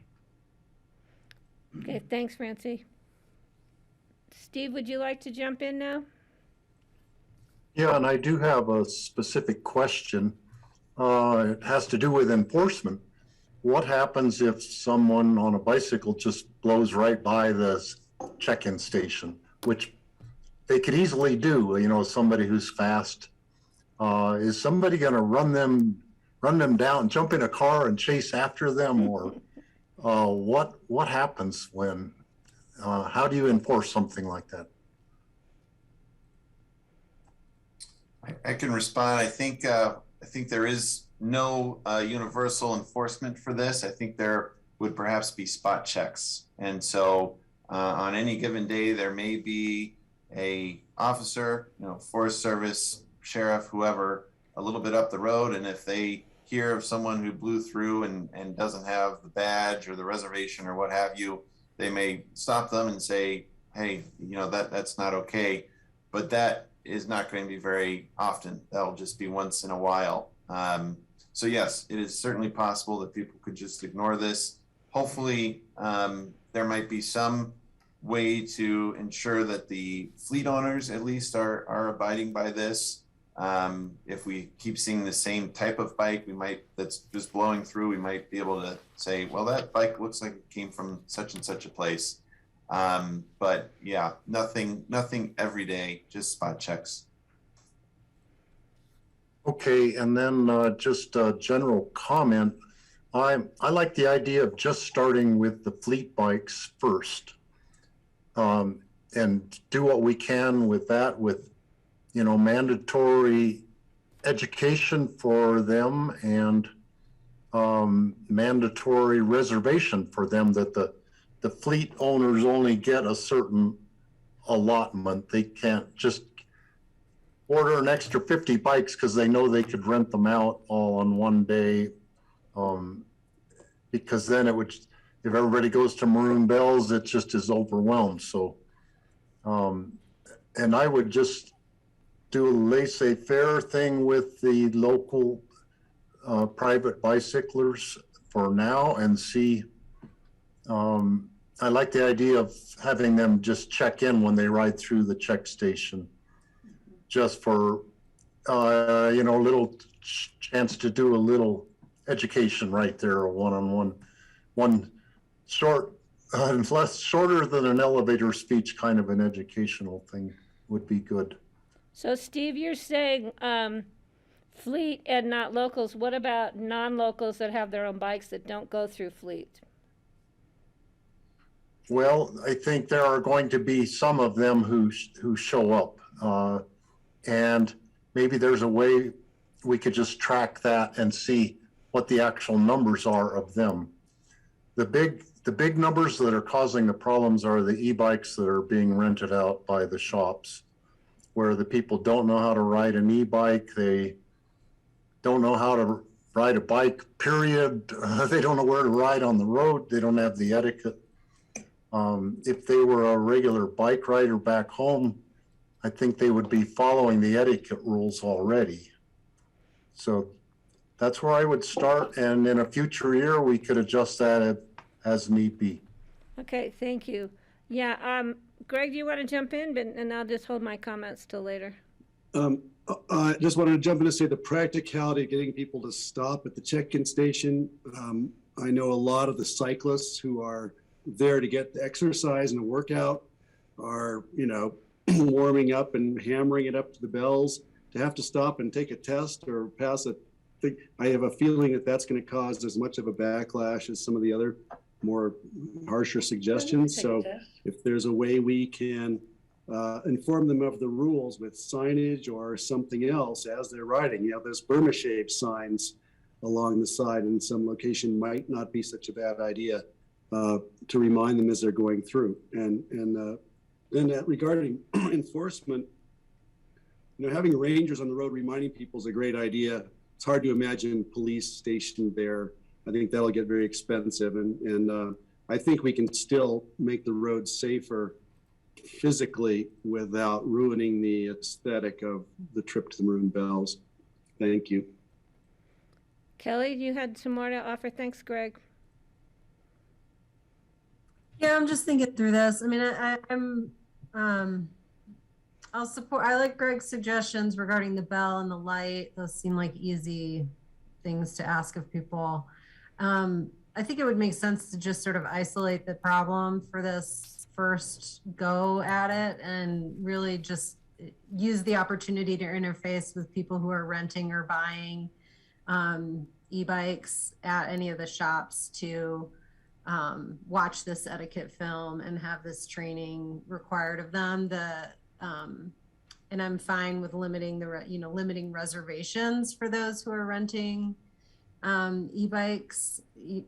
I think that is a pretty straightforward way, and then kind of assess if we've narrowed the problem, right? Have we targeted the solution towards where we think the problem is happening, which is, from what it sounds like to me, are the folks who are inexperienced riders and maybe infrequent riders. So I would go after that first rather than creating a reservation system for locals. And we could also, I think more broadly put this kind of etiquette video out into the public on Grassroots TV, on, Channel 82, those kind of things, so that our locals are interfacing with it some way or another and getting the same etiquette training, even if they're not kind of self-selecting into the training. Okay, thanks, Kelly. Yeah, and my comments when I first read the packet information, I was really leaning towards A1 with maybe some tweaks. And listening to the board's comments and further explanation, first, I agree. I think the bells and lights, Greg, is a great idea. And if we can help fund that through whatever source, we need to look into that. I think enforcement of any of this is going to be difficult.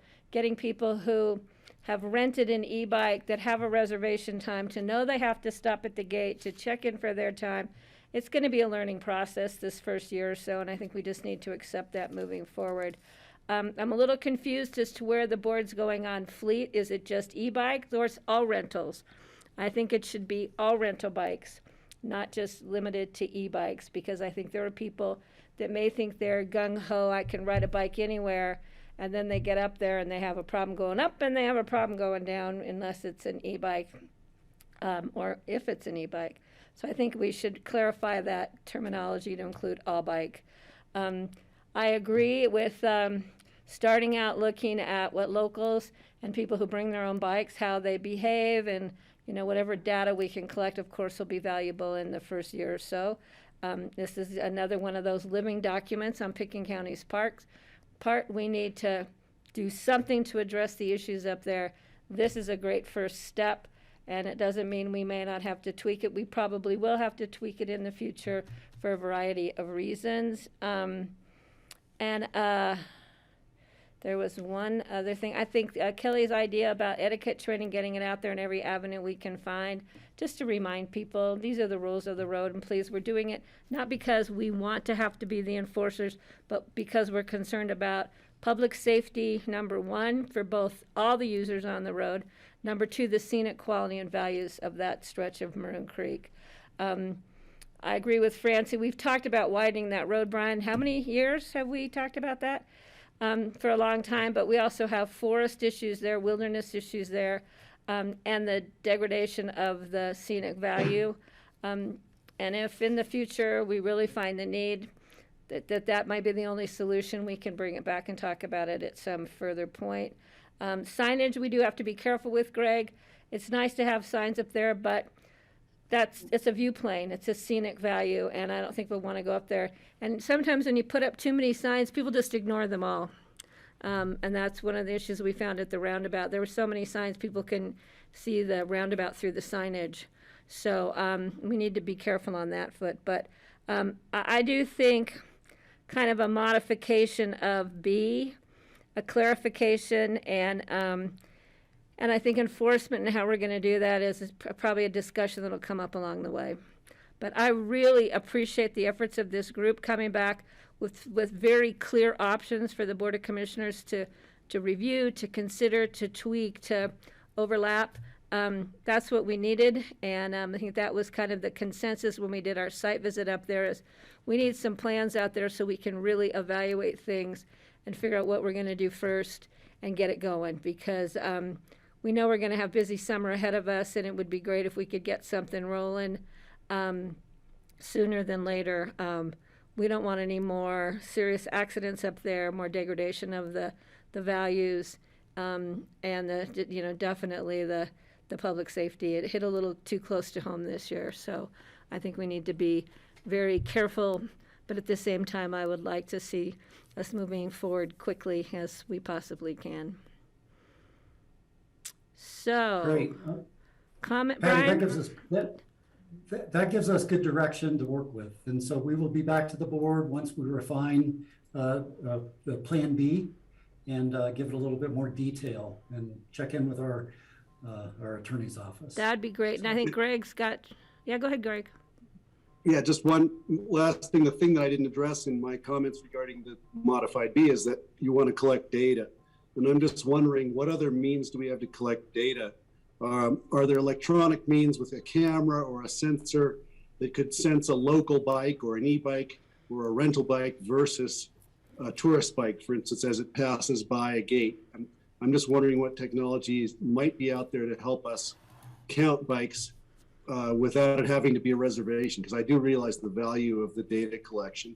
Just wanted to say that I understand that that's an issue, and perhaps there are other ways. I'm not sure what they would be yet. Yeah, so we're going to refine our mechanical counting process for bikes this year so we get better data. Differentiation between local and non-local and e-bike versus non-e-bike is more difficult, but we're going to do a better job counting bikes this summer. That might be a sticker on the bike, a reflective sticker on the bike, Brian. I was just thinking, I wouldn't mind putting something on my bike that says I'm checked out for county roads. Thanks. But then nobody else can ride your bike, Greg, only you. Okay, are we good on that one, Brian? Any more clarification? No, I think I'm good. I'm looking at Ben, unless Okay, Ben, has thank you. anything Great else. great presentation. And on a closing note on that item, before I move to the next, you guys just be very thankful that I'm not going to ride a bike up there because I can barely get through the block in the trailer court without falling off a bike. So I will be sure to stay off Maroon Creek Road and keep everybody safe. All right, Brian. Yeah, and so I'm going to kick it to Shelley Grail and Wyatt Price to talk about the enforcement for off-highway vehicles, unlicensed off-highway vehicles on county roads in Perfect. 2021. All right, thank you. And Wyatt, I don't think you've met this group yet. So do you want to take a minute and introduce yourself? Sure. Yeah. Hello, everybody. My name is Wyatt Price. I've been working for the Aspen Silkhurst Ranger District as a dispersed recreation manager for about the last 4 months or so now. I come here from the Willamette National Forest in Oregon, where there I worked in developed recreation and off-highway vehicle management. So yeah, really excited to be here. We've been rolling with our winter cruise so far, and I'm excited to see this summer here in Colorado. Well, welcome, and we're really happy to see you, Wyatt. Thanks. Thanks, Wyatt. Well, just wanted to take this opportunity like we do at the end of most seasons to check in and share our thanks for your funding of our dispersed, what we call front country crew, to help with OHV enforcement, and then the many other things that come with that position. So thought I'd just give you a quick rundown of what our summer was like this past year. I don't have anything formal. Happy to share some pictures if the desire is there. But we had 2 folks who were again funded through Pickens County dollars, and we had 1 person that was funded with Gunnison County and then Colorado Springs Utilities. That was one person funded with those 2 different sources. So we had 3 folks that were out and about pretty consistently throughout the summer. And for Pickens County, the 2 folks were able to issue 41 warnings / citations to folks who were operating illegal OHVs. And keep in mind that was throughout Pickens County. That was not just Richmond Ridge or express. We had folks up in the Hagerman area, Smuggler, just around the district on Pickens County land. So had a really good presence out there. And of course, they focus some of their energy in the Wildwood area too, because that is also a basis for this funding, and issued a few warnings at Wildwood. However, we all, the group, feel like we've gotten a pretty decent handle on the situation in Wildwood, thanks to some ongoing cooperation between ACES, the Open Space Rangers, and then the Forest Service folks as well. It's felt better there the last couple of years. So, you know, we still are struggling with Richmond and Express Creek. I think it will be one of those things we continue to struggle with and continue to make contacts and do our best to change those user patterns. What we continue to see is that folks are coming from out of state and don't always have the information that they need. I've been working with the Pickens County Sheriff's Office on updating some of the information that's out there. So I'm hoping that we'll continue to see some improvements. Signage is right. It's just if people are going to read and appreciate what that signage says. We did make, overall throughout the summer, we contacted about 6,000 visitors. So, you know, we're making contacts, educating folks on the rules of the road, the rules of the area. So that has felt really productive. Aside from the OHV enforcement, I wanted to highlight a couple of the other areas where we're grateful that we have these two Pickens County funded folks, because this year in particular, we saw a lot of issues with bears, particularly in our campgrounds. We had to close both Chapman and Avalanche because of ongoing bear issues. And so having those two folks out and about consistently helped us with the food storage requirements that we do have on the district. We did issue about 20 or so citations and warnings for folks who were storing their food improperly. And I just think if those two people weren't out and about, I just can't even imagine what the situation would have been. And then also just our ongoing issues with squatter camps, having those two folks out to keep an eye on what they're seeing. We did remove about 2,000 pounds of trash this summer. That was 100% on Pickens County lands. So again, without these two folks, I don't know what would have happened in response to what we were seeing out there. I've noticed the last 2 summers that the squatter situation hasn't been as bad. And I want to think it's because of that camp that was established at the Brush Creek lot. So knowing that that has gone away, we'll see what next summer looks like. And from our squatter scenario, we'll keep you all posted on what we're seeing. But it has been, I think, an improvement over these last 2 years. And that's really, for what it's worth, comment, knowing that I have a captive audience who I can share that with. So thank you. And I know it's not a Forest Service meeting if I don't talk about toilets. And again, these two Pickens County funded people we put them to work this summer. As soon as Glenwood Canyon closed due to those landslides, as you all know, Independence Pass and that corridor turned into basically a rest area. So we had installed that new upper Lost Man toilet on July 7th, I believe. The canyon closed shortly thereafter. That toilet got a lot of use this last summer, let me just put it that way. So our two folks were constantly providing attention to that toilet. So again, thank you. And those are, we'll continue to do this work in and above the OHV enforcement. And yeah, any questions, please ask. Kevin. I think Kevin wants to jump in, Greg, and then I'll go to you. Hey, Patty, and thank you. One of the things I wanted to mention, and it kind of ties into our conversation we're going to have with this board as well as the city of Aspen at 4:00 is the the tie with these two rangers and wildfire prevention. So while they're out there doing all the other amazing things that Shelley mentioned, they're also talking to campers and others about being careful with their campfires and/or informing them about any restrictions as well. So, and they're super helpful in getting all the appropriate Forest Service signage and all those things out there too. So, again, just one more thing that these two folks are able to really help us do that helps serve the community better.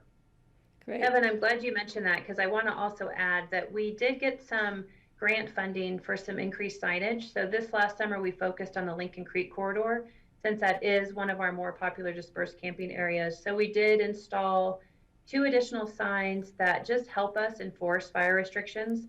They're signs that you can flip when we're in restrictions or not, because that road in particular is a very confusing road for folks, because in their minds, it seems like it's a developed campground, even though in our minds, it's open for dispersed camping. And then we also worked with the Independence Pass Foundation on 2 new kiosk signs to be placed at the beginning of the road and then midway up the road, so that we could again reiterate where we want you to camp, what the rules of the road are, what to look for when it comes to fire restrictions, where we want your fires to be built, etc. Great, thanks, Shelley. Greg, I think you had your hand up. Yeah, great, thank you. Just very quickly, I'm wondering if you were able to notice that with the decrease in the festivals, the fewer festival staff or festival goers that are using, I think for one year it sounded like there was a huge surge in off-campsite camping in Lincoln Creek and elsewhere due to people who are actually working food and wine or maybe jazz. And I wanted to ask about that. And then also, if you could, Shelley, just touch on, did you say that Chapman and Avalanche were actually closed due to bear activity, completely closed? That took a lot of campsites offline. You know, and you caught me in a misstatement. We didn't close Chapman entirely. Sorry about that. We did leave a portion of that campground open, but we did close Avalanche entirely over Labor Day weekend, because that's what we need to do up there. We don't have hosts that are at Avalanche and smaller campground. But yes, we did not close the entirety of Chapman.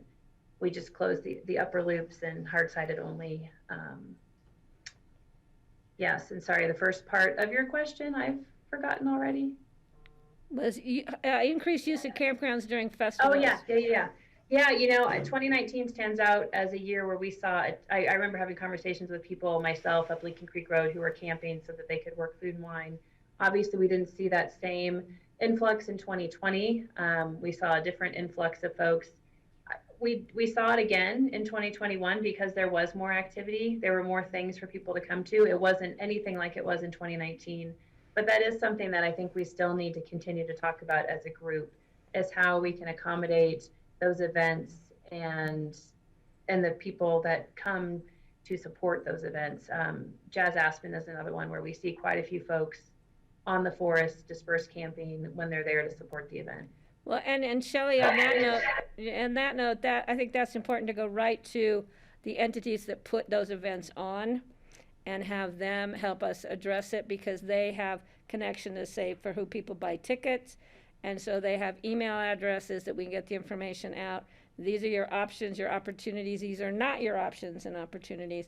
So I think we can work on that, because I think in 2022, depending upon where COVID goes and what variant decides to pop up next, we are going to have more events and we need to be addressing it. So I think that's a good future conversation, Shelley, where I think the Board of County Commissioners and ACRA and Snowmass Chamber, et cetera, can help us with that. Okay, any other comments from board members? Steve and Kelly, I thought you were reaching for, I'm going to let Steve go first and then Kelly. He was faster than you.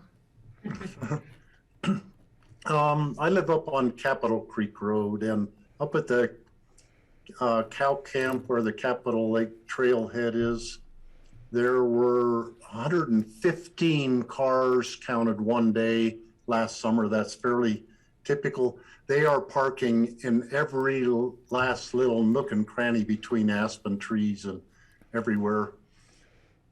And the thought starts to cross my mind that if you had 115 off-road vehicles up there, they would take up a whole lot less of the space. And maybe the use of UHVs is not entirely a bad thing in some parts of the county. So it started me thinking about it.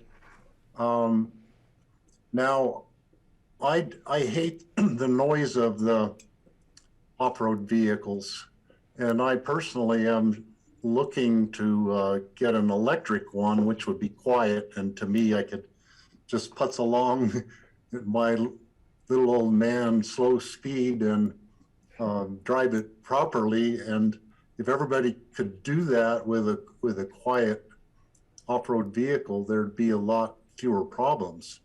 I think that the problems probably come because they're loud and people driving them too fast, and they create a lot of dust, and they go places they're not supposed to go. They get off of the trails or the roads they're supposed to be on.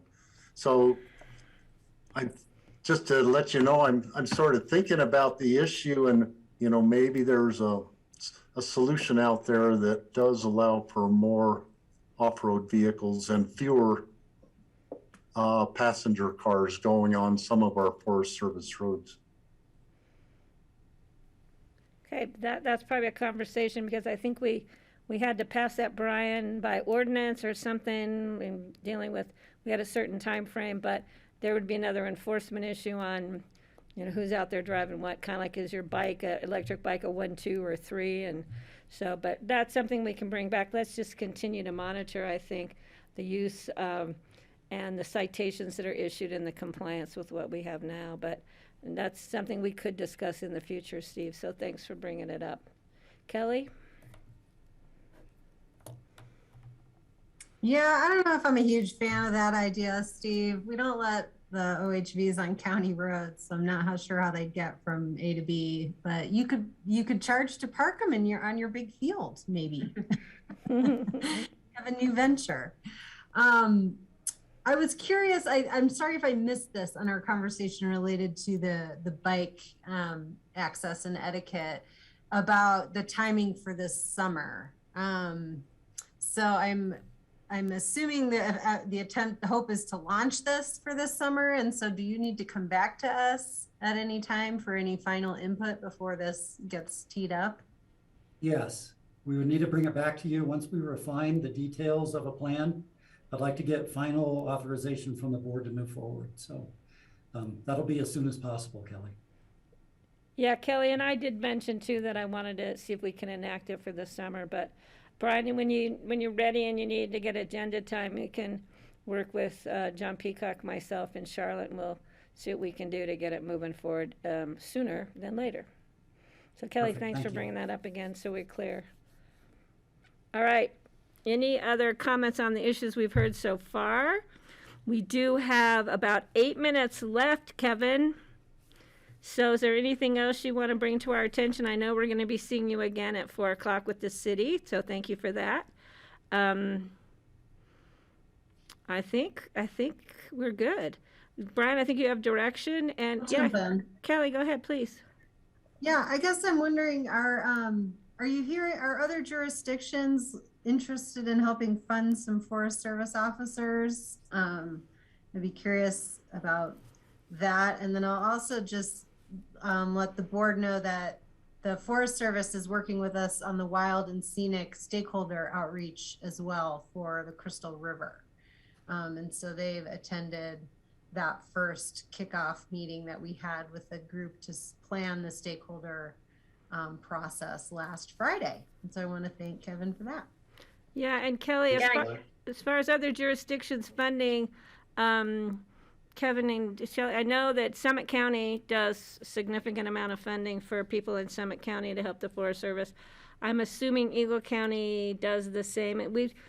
I've learned that information through the CORAC, the ski area fee retention. Don't go to the black hole in Washington, D.C. bill. I'm creating a new, the Shed Act, is that what it is? Shred, that's not Shred, the Shred Act. Yeah. So, so there are other entities pitching in, but we are hoping that money will start to come through when we get that act passed, which we're hoping goes through. But well, and Kelly, I think it's important to share too that City of Aspen, Independence Pass Foundation, and Pitkin County have partnered up to fund an additional person for this summer. So it was great to see the City of Aspen and IPF come forward, recognizing that there's still a lot of work that can be done during the summer months primarily. So that third person will be in place for this summer. That's great to hear. That's really great to hear. That's a good one. And that was, just to make sure we get that correct, that's with Gary and Pickens County Open Space and Trails, who's working on that with both City of Aspen and Independence Pass.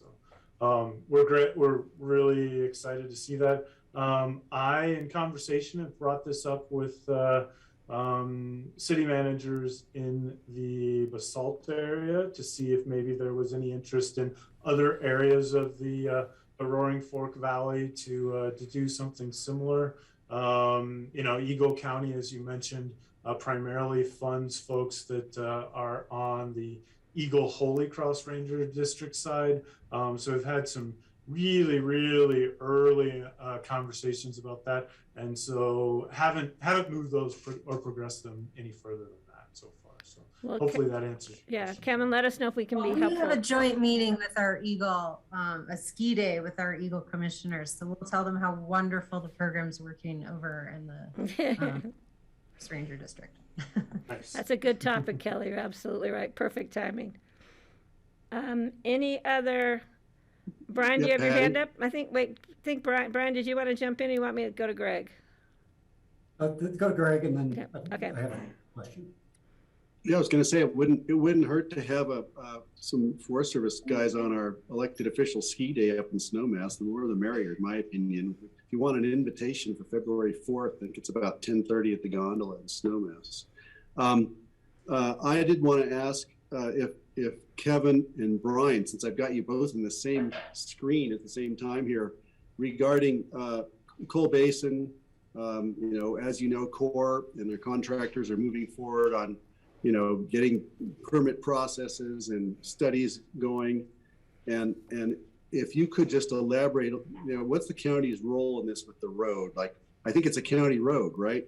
So I know the jurisdictions on the road into Coal Basin are slightly opaque to me, and I'm just wondering if there's anything you guys can share about the conversations and where you see it's going from your perspective. Because I do know that Mona and Chris Kasky and all are working on it from their end. How are you feeling about it? Yeah, so the lower part of Coal Creek Road is a county road, about 1.3 miles, I believe, and then it turns into a Forest Service road from there. So that we help the Forest Service with maintenance from there on up. If there was ever a need to open up the road for the effort to mitigate methane, I think the county could help out. So we would need to proceed gently with the Forest Service. It certainly is their land, and we go from there. Greg, the concerns that I've had and that I've had expressed by our engineers have just been the longevity of that road system in relation to the creek.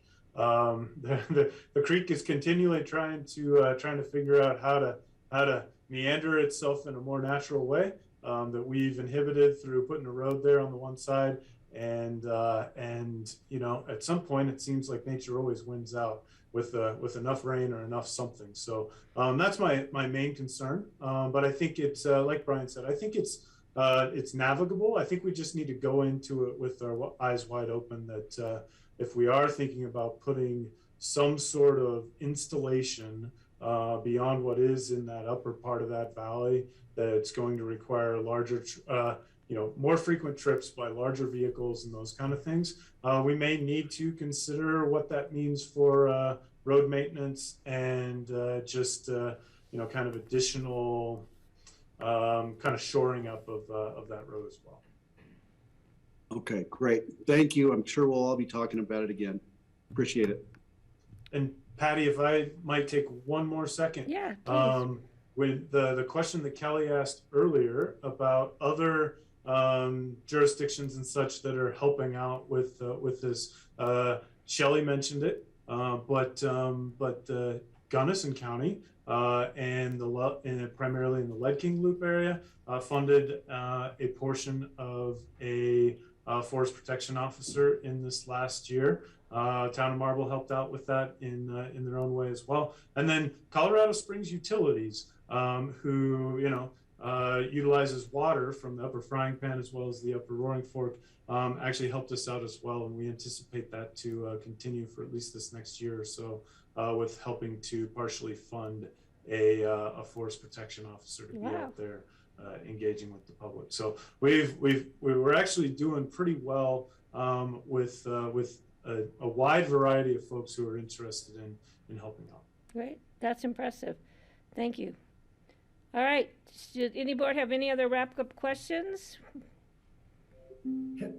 Patty? Yes, Brian? Just- Oh, I forgot. Brian, I forgot you're on my list. I can cross you off now. Brian, please, would you like to wrap this up? Yeah, well, it is another area where the county interfaces with the forest. And a month ago or so, I heard some concerns from the board about gates on Prince Creek Road and Dinkle Lake Road. And so I kind of wanted to clear up that situation while we're all on the same screen, which is about 3 years ago, the county decided to place 3 gates, one on either side of Prince Creek Road and one on Dinkle Lake Road, to stop traffic between the dates of, I think it's December 1st through May 15th or so. Given some of, frankly, the environmental damage caused by people driving up there year round. And so those gates were placed. We have since provided access to 2 in-holding landowners, one at Two Shoes Ranch and then the Nice Lanix, in order to get up to manage their irrigation water. So that's the situation there. It was a county move and support from the Forest Service. And while I thought we would get a lot of pushback from people, I have actually heard more compliments from people cross-country skiing up to Dinkle Lake to enjoy that powder that's not being tracked up now. So I wanted to kind of clarify the gates up in that area of the county. Brian, I think the concern came because the cows were on the wrong side of the gate. And there were cows trapped after the gate was closed, but we were concerned about the leasing rights and the county's ability to really enforce where your cows are supposed to be on what date. But that can be something we can talk about further. Okay, sounds good. Francie, are you good with that? Okay, great. Sorry, Brian, I didn't mean to throw you out of the meeting, but thanks for bringing that up because we had talked about that earlier, as a matter of fact.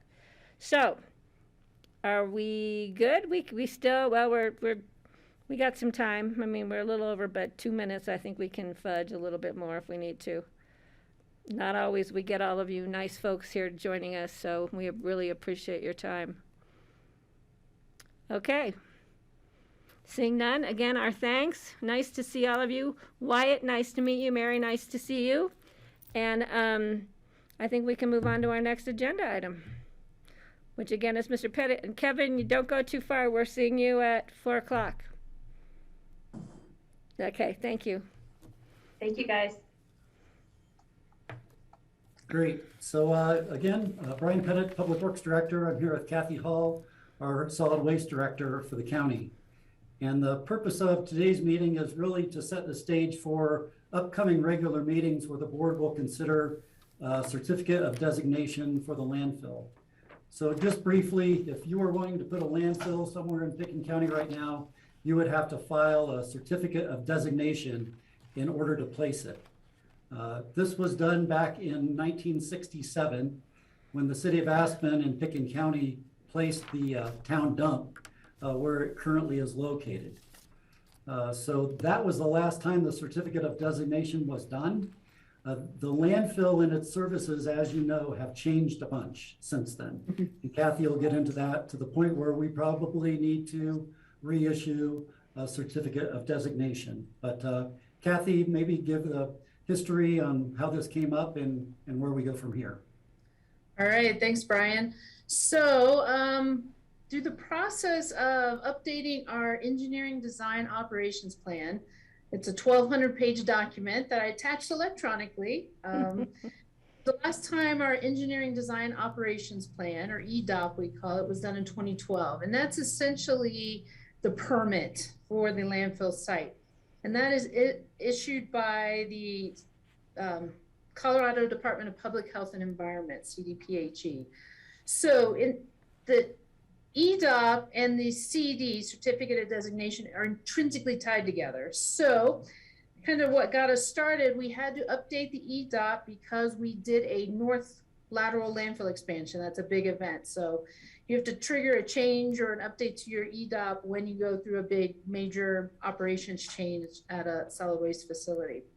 So we started that process a little over 2 years ago. It includes a lot of, I'm going to share my screen. I got a little bit of a presentation, keep us on track. Okay, so we got, come on. Let me pull that down, hopefully. Can we see that? Yes. Yeah. Okay. So Sorry, you think wait, we're on. There it is. There. Okay. So we started the process about a little over 2 years ago to update our engineering design operations plan, the permit. So it's a 2-year, it was a pretty quick process, a back and forth between CDPHE and us. No, You know, they have comments or concerns, and the engineers, we address it. So we finally got it pretty much ready to go. And so therefore, then the state recommends us turn it over to the local governing body to issue the CD. So the state of Colorado does not issue a certificate of designation. It has to come from the local governing body, which is the Board of County Commissioners. So the whole timeline process of what happened was, again, a little over 2 years ago, we started the review process for the EDOP. Just about a year ago, the state was fairly well satisfied with our EDOP. It has to go out for a 30-day public comment period, which began on January 21st and it closed on February 20th. That is a posting on CDPHE's website. It's in the Aspen Times. We put it on our webpage here at the landfill. We received no comments. So then CDPHE was satisfied. We continued going back and forth a little bit, answering their concerns. And on October 28th of last year, CDPHE issued approval for the document. So that letter and that document encompasses everything we do for the site. And that is what's dictating a change in our certificate of designation. So the primary concerns for the EDOP, or the primary purposes of it, it just dictates everything we do and how we do it here. And primarily we are a 6.5 million cubic yard designated for fill landfill. We now have a transfer area for recyclables. We have a year-round household hazardous waste collection. 13.4 acres are permitted for a class 3 compost facility. We have a waste tire collection area, leachate control system and containment, and we process aggregate. So that is everything that the EDOP and the CD will encompass that this site can do. Next steps for it are, we have to bring this forward for a formal resolution to adopt the certificate of designation. And if you're okay with this, we are on the calendar for next week, January 26th for first reading and second reading on February 9th. And that's what we got. Sounds good. All right, I'm looking to the board to see if anybody, Kathy, that was great. Nice presentation. Has any comments? Questions? Steve, please. So And then Kelly. Kathy, when we do the next landfill expansion, the bigger one, would we have to go through this process again because we would be changing the operating plan for the landfill? Correct, but it won't be as hefty of a process, only simply because this update has captured most everything we've done. So it'll be simply just adding that southern expansion, lateral expansion in, and probably not too many changes on questions about compost operations or, leachate control. So. Great.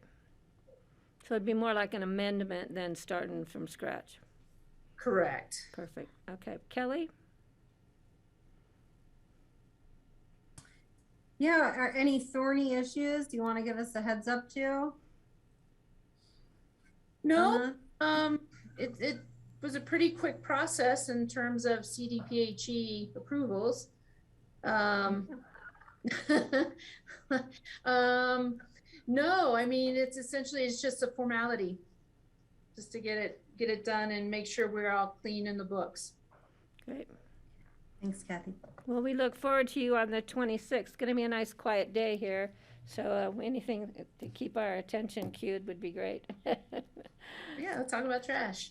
Yeah. We always like to talk trash with you, Kathy. No problem. I love talking trash. All right. Is there anything else the board has on this? Okay. Thank you. Thank Hey, you. Patty, Thank you. Yes. Greg here. Greg, Yeah, please. I did Oh, want to ask, somehow, I'm working? Yeah, okay, it's working. sorry, your Um, hand gets caught in the aspen trees in your background. The hand gets caught, and also sometimes it turns on automatically. I don't quite understand this. Maybe if I just wave my hand in front of it, it'll think I want to do that. Are there any future aspirational things like, whether it's gypsum recycling or other recycling measures that are going to need further and future certification? Yeah, coming down the pipe? so, yeah, C&D, construction and demolition processing is heavily on our minds right now. So I imagine in 2023, we're gonna start looking towards how we can capture more C&D on site for recycling. And if we did really go forward with, really processing drywall or something like that, would require an update to the EDOP. Great. Well, I'd be enthusiastic about learning more about doing that, but then also, maybe who knows if we have the volume to justify something like that. But I'm just wondering if we can actually make building materials out of some of this C&D, composite bricks or building blocks, or who knows? It seems like the technologies are moving in that direction. So I'm sure you know about it, and if it ever becomes scalable and useful locally, I guess you'll tell us. Thanks. Yeah, I would love to be able to capture the materials and get that sort of raw material product to a local entrepreneur who could do it somewhere nearby in the valley or close by. Okay. Kind of like building Legos or something, right, Greg? Yeah. Okay. All right. I see no other raised hands from the board. Brian, you're good. I'm not going to cut you off this time. All right. Thank you, Kathy. We appreciate it. All right. See you next week. Thanks. Now, I'm not sure who's coming in on this one. Is it Ellen? Then our next item is a prep for our joint P&Z meeting. Oh, it's Cindy. Cindy's back with the sunshine in her eyes. I'm here if John needs me. John, would you like me to run with this? I'm happy to go with it. Yeah, Cindy, if you want to go over what we talked about this morning. Thanks. And Ellen is here as well. So thank you. We put some time on your agenda to actually discuss master plans. And we don't think that will take the full time that we have allotted. So we are going to work with the P&Z tonight and ask them if they have any discussion points they'd like to bring to you as a board, as your citizen planning board, to bring up on the 25th for you. And that way you will have their thoughts before you go into your retreat. And also we've kind of based this around hopefully gleaning some thoughts from the survey that we just had, and how the P&Z might look at that survey and think about some ideas and thoughts around the topics in that survey. Okay, then Cindy, since we're looking at a kind of a time crunch, since you're meeting with them tonight, if there's anything specific or things that you need us to know about, for us to be thinking about before the joint meeting, if you could send us a quick memo or something, whether it's in the time frame or not, just so we have it before Tuesday the 25th, would be terrific. Right, that's our plan. Okay, great. Thank you, Cindy. Any other things, anything the board thinks would be of importance to meet with, joint meeting with P&Z?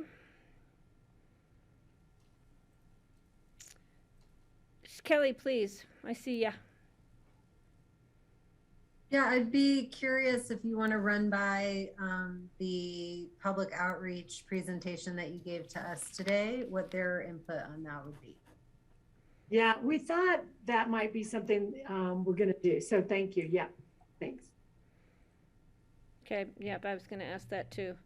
Anything else to board? I think it's gonna be kind of evolving. I think it's a great opportunity for us to be brought up to speed with, just to meet with them. I think will be important, and then we'll figure out the logistics of how we're gonna meet with them. We can work that out between now and then. Great, because Tuesday's a long day. Next Tuesday, the 25th, for some of us that start like at 8 in the morning.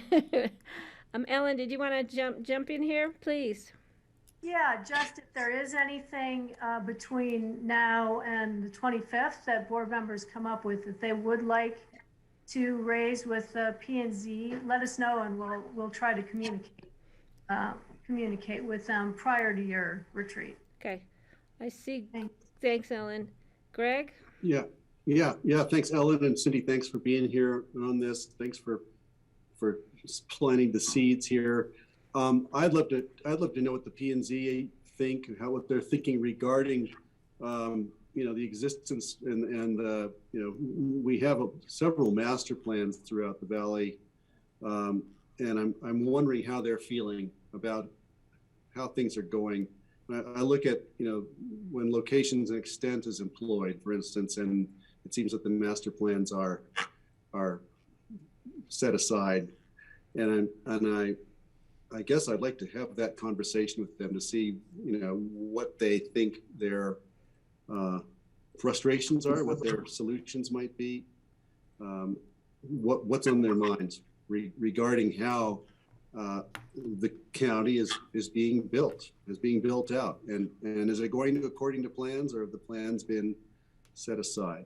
And I can't wait to hear about it. Thanks. Okay, and then Ellen, Cindy, if you do hear back from individual board members as to items they might want to talk about, if you could just loop me in on that so I'm prepared to expand our agenda discussion. That'd be great. No. All right, Greg, your hand's still up. Did you have more? I don't want to miss out on you. I thought maybe that third thought came back to you. All right. John Peacock, did you want to weigh in at all since you've joined us? Nope, I think we're good. Okay, thanks. All right, now we're going to go to future agendas. Now, Mr. Peacock. Yeah, thanks, Patty. And don't have a whole lot for you on here. Just want to be sure that, again, everyone should have received a WebEx link for the joint meeting at 4 o'clock. Would have come from Charlotte. And so if you did not receive that for a joint meeting, please let Charlotte know. Okay. And just to what's that? No, I just said okay. Okay. And then just to confirm, the Pearl Pass conference room is on the 3rd floor of the new City Hall building. Great.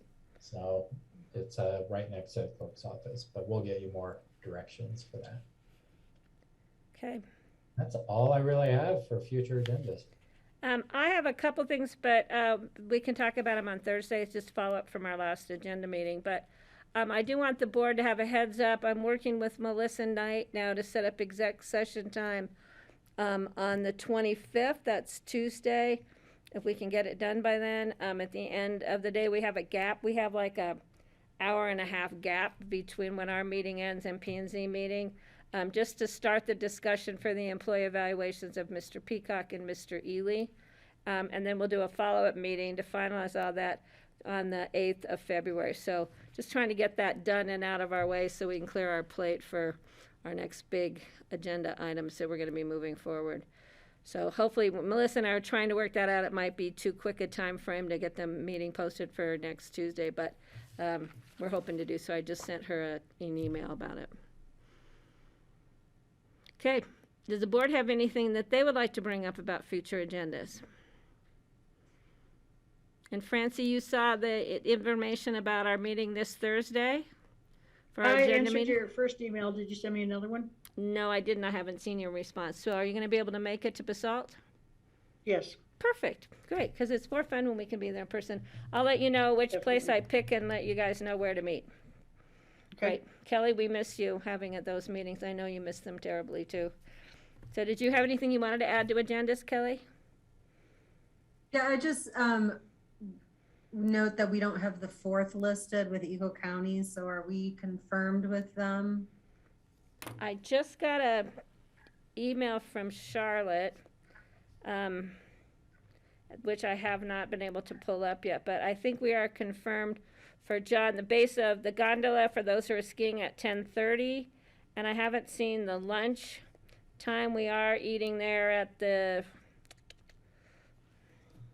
restaurant I don't know the name of. So just to add some overall clarity around that, because I think it's been confused as to whether it's a joint meeting or what it is. And this is something that the Eagle County Commissioners started a ski day, an opportunity for constituents to meet up with elected officials on the hill or at lunch.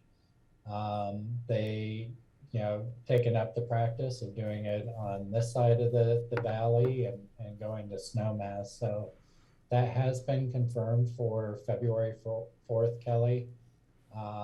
Lunch, they actually would like to do it at base camp in order for it to be easier if there's any constituents that want to join. We will get that on future agendas. And Town of Snowmass Village staff and council have also been invited if they want to attend. I'm not sure what their status is at this point, but the meeting will be at the gondola, and we still are confirming lunchtime. We do know it's going to be at base camp. So John, should Basalt be invited? I was just going to ask if Basalt, since part of Basalt is in Eagle County, do you know if they've reached out to Basalt? They usually do let both constituents and Basalt know. I think we get a special invite because we're outside of Eagle County, but we can confirm that. Okay. I believe Basalt is part of it already. Rhea, I think, communicated that to me. So when we hear back from Rhea with Eagle County as to lunchtime and all that and verification, we'll get back to the BOCC, because I don't know if we've totally confirmed everything as far as dates. And I'm talking with Jean at Ski Company tomorrow, just to let her know we don't need gondola passes and that this is the plan. So if Mr. Kaplan is available, he can join us. And then I'll just fine tune things when Charlotte and I have more information direct from Eagle County. Great. Thanks, Kelly, for bringing that up. All right. Any other future agenda items? We have open discussion. We are way ahead of schedule, but I think a nice break will be nice. So, John, do you have open discussion? I know Rich. Is Rich joining us about the airport advisory? Yeah, and actually my open discussion was to talk about the ski day, which we hit during future agendas. Okay, Rich, so if you want to, and I'm just trying to catch up. I've been getting a phone call from Andrew Doremus. I'm hoping he withdraws his resignation, but I don't think that's going to happen. Well, that would certainly change this conversation. I know, that's why I'm trying, so I don't mean to be rude, but I'm trying to pick up his. Patty, do you want Francie to take over and see if there's any other board open discussion?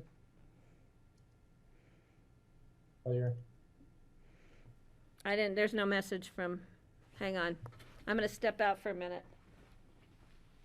Andrew, Okay, is there any more discussion? Are you withdrawing your resignation? Francie, Okay, Kelly, Greg, and then Steve. I just want, Kelly's first. Thank you. Didn't see your hand. Disobeying me already? It's not an easy task, Francie, you know? I had two things I wanted to bring up. So the easy one and then maybe the more challenging one. I wanted to check in with Francie and Steve on CCI meeting plans for the end of the month. I wasn't sure if you guys were planning to attend virtually or in person, and so I wanted to check in with you guys on that. Is it open in person? Mm-hmm. I believe they're planning to hold meetings in the steering committees in person. Since I've recently had COVID, I might go this time, but I'm usually more inclined to attend virtually. Well, my plan right now is to go in person. However, given my state of my COVID, I have no guarantees I'm going to not have symptoms at that point in time. If I have symptoms, I'm just doing it virtually. My symptoms aren't going away very fast. I'm sorry to hear that. I will go in person. I'd ride down with both of you or one of you or however we could make it work out. Is it the last few days in January? Do you have it there, Steve? 27th and 28th. 27th and 28th, okay. Which is next week. Yeah. Yeah. Okay. Sort of. All right. Well, Francie, we can touch base on, I'll think more about my plans, and then you and I can loop in Elaine to make travel arrangements for us. Okay. Okay. And obviously if a storm comes in, we'll just change our plans. Yeah. Kelly loves driving that highway in More blizzards. death rides for me. And then I do want to I want to bring up public health guidance for early childhood education programs. So I don't know if now is a good time to do that or if we should tackle the airport question and then come back to it. How long do you need? Is Do you need a long Rich time? on? John, is Rich? I should know that. There he is. He's here. I'm here. Why don't we do Rich quickly here, and then Kelly, don't let me forget to come back to you on childcare. So Rich, I am also, And Pat. Steve and Greg both have comments also, Patty. okay, great. That call from Andrew, he is not withdrawing his resignation, so we do need to talk about it. So thank you for giving me Oh. that brief. Thanks, Francie. Okay, well, based on that, then we do have a void that the board needs to discuss regarding the Airport Advisory Board. So what I thought I'd do is just take a quick step backwards here, just to reiterate where we were at and kind of the names that were out there during your consideration. So as you recall, Jackie and Andrew, they were the top vote getters from all 5 of you. And so they were selected in the process that Kelly set up to get to your 7 members. They automatically went on, and then you all gave a one name of an individual that you would like appointed. And with that, that would have made the full 7. And Meg Haynes was Kelly's selection during that process. So before finalizing that, then you all decided to talk about the alternates. And there were a list of names that I'll talk here in a second on. Those were thrown out, and it really came down to Rick Heedy, Rich Berkeley, and David Perry were kind of the 3 that were kicked around. And the more you discussed it, you decided to move Meg down into an alternate, and you moved Rick Heedy up. So with that, you selected Rich Berkeley and Meg Haynes as your alternate members. So you had your 7 members plus the 2. So this past week, as you know, you all received resignation from Andrew Doremus. And so now the discussion is for the board, do you move up one of your alternates, which is either Meg or Rich Berkeley? I did, just so you know, I reached out to both. Both are interested. Rich certainly threw his support to Meg, but said he would go either way. And then Meg, even with the loss of her husband just recently, is still committed to be in on this committee and would love to be considered to move into the full membership role if you so desire. So both of them have an interest in it, which is good news. So your 2 alternates are available for your consideration. And so if you do move one of those up, then you've got a void in your alternate that you need to fill. And I just might mention again, David Perry was kind of the last one that made your discussion, but there was Michael Salandez, Sean DeWolf, Nicholas Bryan and Emery Lovins were the others that were there with David Perry in that final grouping. So with that, I'm just going to kick it back to you, Patty, for the board to discuss. So that kind of gives you a rundown of where things were. Okay, and generally we do, when we have alternates, offer it to alternates first. And since Meg is our 2-year alternate, she would be like the top of the 2 alternates. So I just need to know if the board is comfortable moving Meg into the regular position and then looking at replacing an alternate. Steve, just 1 second. And if so, I think we should consider somebody who has some of like experience like Andrew Doremus as far as the flying in and out of our airport, commercial aviation, private aviation, because that's a gap now I think we need to fill. But Steve, please go ahead, and then I'll look to the other board members. Steve, you're on mute. Thank you, Patty. I was just testing you. I know. That's why you asked me to get good at it. It's because of you. Since Meg is a Roaring Fork Valley resident and not a Pickens County resident, if we appoint her, which I would be fine with that, but what does that do to our combination of residents and non-residents on the voting board? Yeah, Steve, good question. As we've been through this, so the makeup is still, you've got the majority members from Pickens County on there. So you're fine. Okay, I didn't want to make a decision and then all of a sudden we realize we're out of compliance with our bylaws again. No, good, thank you. And in terms of, I'm not prepared to pick a replacement for an alternate position yet. I would want to go back and look at our list and try to think through the, sort of the top candidates, and we probably should have another discussion on that at another time, I think. Yeah, I agree. I mean, we want to do it quickly because we'd like to have the alternates at the meeting also. So for the meeting is this Thursday, so yeah, we probably won't have that. But the other thing is, another question for the board is, do we want to re-advertise for the alternate, or do we want to just go back to our top 15, or do we want to go back to the 70 bazillion applications? So that's another question that I have. Greg? Hi, I don't want to advertise again. I think we've already done that and we've got a great pool. But I would like to review that list to look for people who are close to Andrew in terms of their experience in the community and their extensive experience as a pilot in and out of Aspen. I think that is really an important element, and that's kind of what I've been thinking ever since I heard he was going to drop off.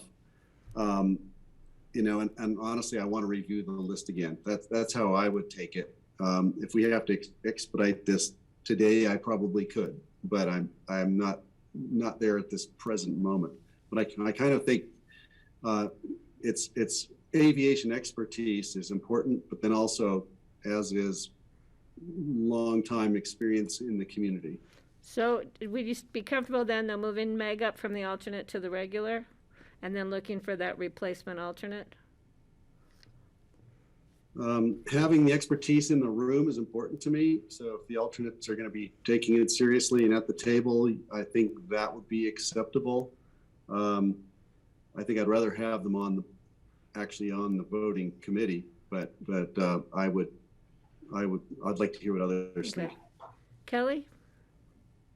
And then Francie, I think. Yeah, I'm okay to move Meg up and let this board get their work underway while we give a little more time to think about an alternate. I don't think, nor do I want us to have to delay the start of their work, which I think is this week, while we figure out who that next alternate position is. Okay. Francie?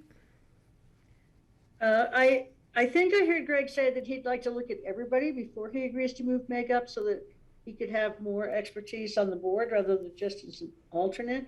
If I'm not mistaken, of the people we already had on our list of 15, it's just the 2 young guys and Michael Salons, I think his name is, who have a lot of expertise. So it does limit it quite a bit. I mean, unless you think of Amory as having expertise in design and actually flying on airplanes. But as terms of, pilots and airport leadership and that kind of thing, I think we just have those three. Does anybody remember that differently? Yeah, you're correct. But Greg, let me just ask Greg to clarify. I thought Greg was so we could move Meg up and then he'd look at the replacement alternate based on the expertise. Is that correct, Greg, or am I? Well, my first thought was to do kind of as Francie implied, is that I wanted to go back and look to find somebody we could actually put on the board. And so I think that it hadn't occurred to me that there might be a residency issue with Meg, but that's where I was going, but I don't want to slow things down either. I don't want to gum up the works here. Okay. So if that's clarifying at all, my idea really was at first to go look at the list and try to find another longtime local pilot is what I was thinking. But I don't have the list in front of me, I'm sorry to say. Okay, so maybe then, Rich, I'm seeing enough direction we have to bring it back by a resolution, correct? To move Meg up, and then let's continue the discussion so we have time to go back through previous applications. And I think if the board wants to look at the whole gamut of applications that we have, or just the last, it's up to the individual board members, and then schedule a meeting to discuss the replacement of the alternate for maybe that first meeting work session in February. I have to confess, I recycled all of those applications recently. They're all online. I think Rich can send it to you again, or we'll have another 3-ring binder delivered to your house that's this thick, but yeah. I would rather not go through them all again. It's up to individual board members if anybody thinks there might be a name in there that we might want to consider for this alternate position. But does that sound good? We'll move Meg forward, and then on the 9th, I think it's actually the 8th of February, we can bring back some time, I believe. So John, we need to schedule something that day. I think we have time on that agenda to bring back a discussion on the alternate replacement. Does that sound okay with everybody? Okay, thanks, Rich. Thank you, board. Okay. Kelly, childcare. Yeah, I just want to check in. There's a lot of confusion and conversation going around with parents at childcare related to the new public health algorithm that I don't believe the public health board discussed at their meeting, but that public health staff was working on last week. And so I just want to have a check-in on it because, one, I know I'm pretty confused about it. When I read the former algorithm, it's pretty straightforward on what kids should do and families should do. This new one is much less clear, and it also seems to be moving towards stricter quarantine requirements than have been in place over the last 2 months. And that's not the direction I think families were thinking we were going.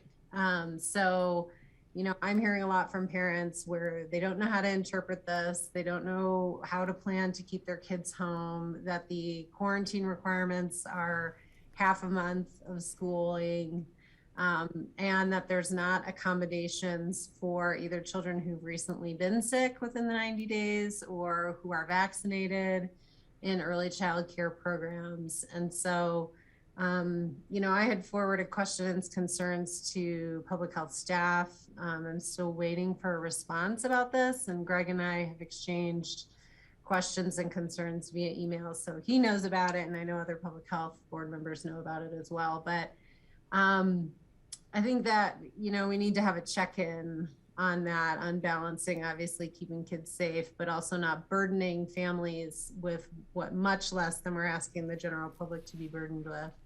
And then finally, whether there is a conversation for this board about trying to help fill in the financial gaps for families who now are being asked to keep their kids home for 10 days which is half a month of schooling and still shouldering the full tuition costs for that. And I don't know if there's remaining CARES Act funds that we can access for that to help families out, or if that's something that ARPA funds, we could talk about applying some of that towards it. But there's truly a burden here. While the rest of the world and the community is sort of opening up, and after we're coming off of, I think, lesser restrictions during a hard time over the holidays with all of our numbers, what are we balancing here? And if our numbers are going down, we're making the requirements harder for kids under the age of 5. So those are my concerns. Okay, so John, this information and things would have to come through. Francie, did you want to chime in before I go to John? I just wanted to ask Kelly, I thought we were at a 5-day quarantine for kids, school kids.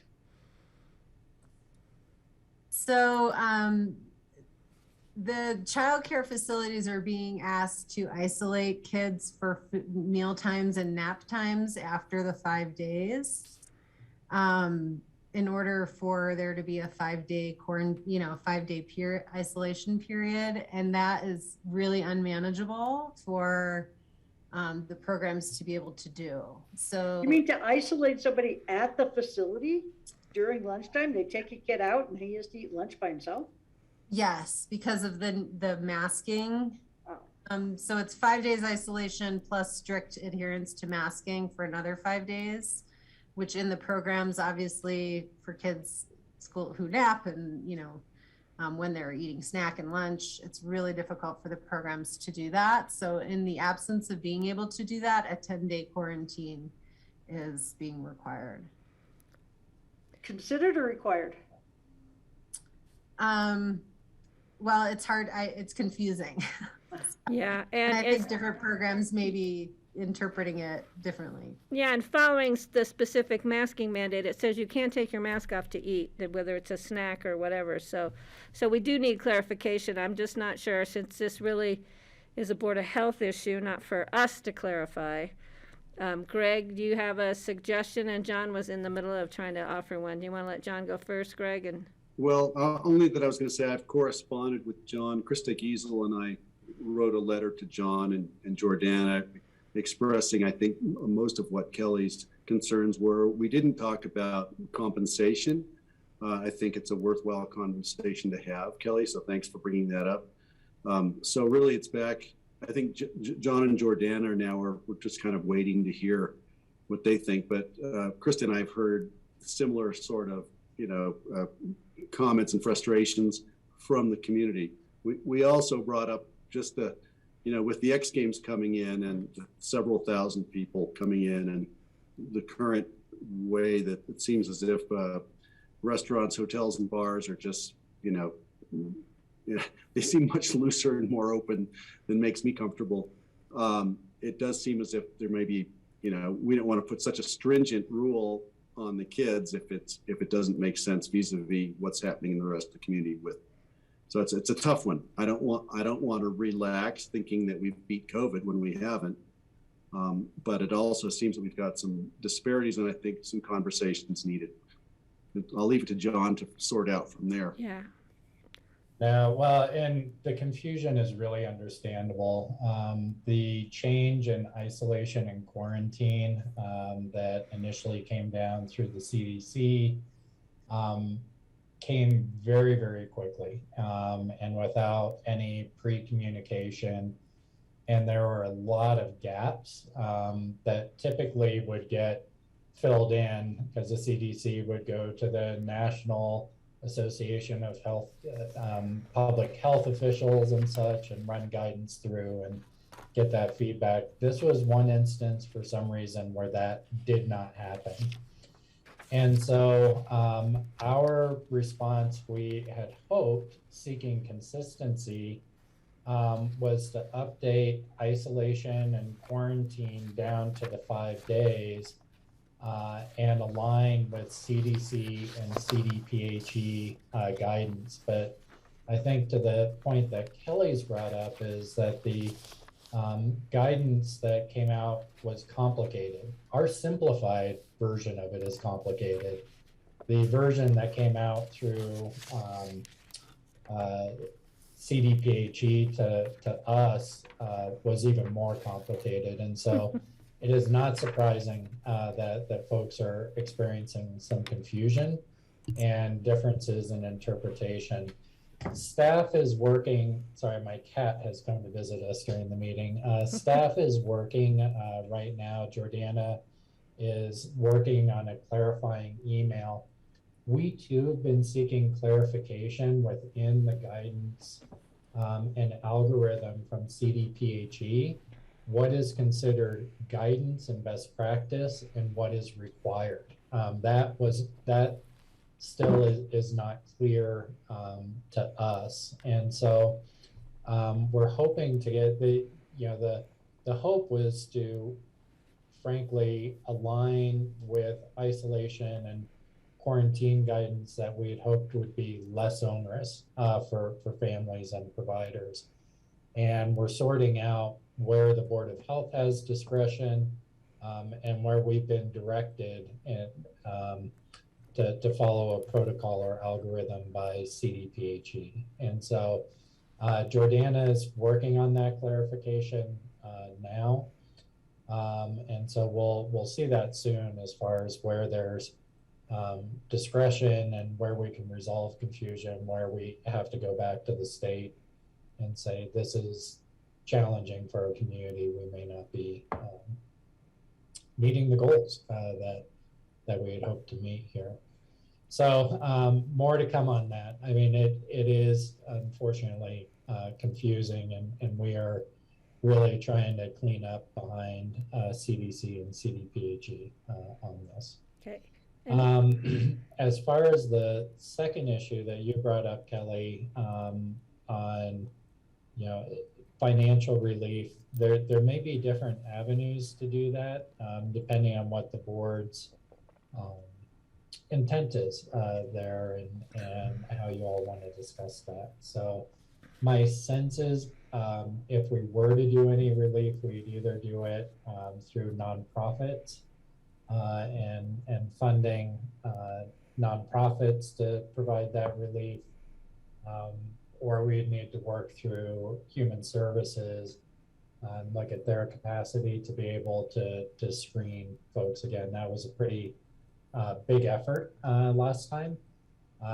We would probably need to do an appropriation. We do have ARPA funds that have not been allocated by the board yet that could be used for that purpose. So now, if that answers questions or creates more at this point, but I do know Jordana is working on a response to clarify these questions because we're getting them too. Yeah. It's been different because I think over the holidays, either programs were closed or programs were not considering all exposures in the classroom to be a close contact. So that is shifting, and families needing to take off work to stay home for quarantined kids is obviously a financial burden. So I think a conversation about whether we try to quickly stand up some support for them, which hopefully would be short-lived, will be helpful for this board to have. And then finally, just some accommodation for kids who've either been sick in the last 90 days or kids who are in childcare programs that are vaccinated, which is a small number compared to the whole population, but is still helpful for some families who shouldn't have to be required necessarily to quarantine their kids. I think would be good places for public health to focus on. Yeah, and I think the funding issue is something we should set up regardless of where it comes out at the end of the day or when this masking thing changes again or morphs into something different, and do it retroactive to a certain period of time so families who've been hit can still apply. But I think that's an appropriate use. We've done it before with the Aspen Community Foundation, right, John?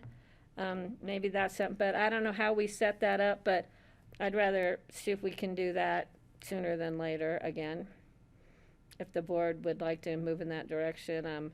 I think having a fund there, whether or not 10 people use it or 2 or 50, that there's a need out there, and we should be helping parents get through this. Because funding childcare when your kid's in school is hard enough, rather than funding it when your kid can't go to school. That's even harder. Francie? So are we the only county in the state with this requirement? No, the algorithm is through the Colorado Department of Public Health and Environment. And so that's where I think we're looking for clarification as far as what's best practice and what is being required in terms of the isolation quarantine orders.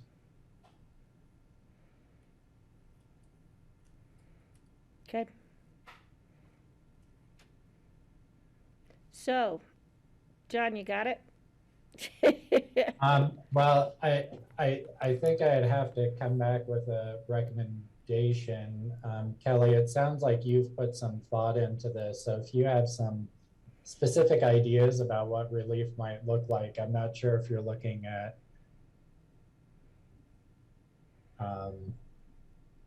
I haven't drilled down that much. okay. You know, any prior programs that can more easily be stood up would be the first place I would suggest. Or, you know, through Kids First or something.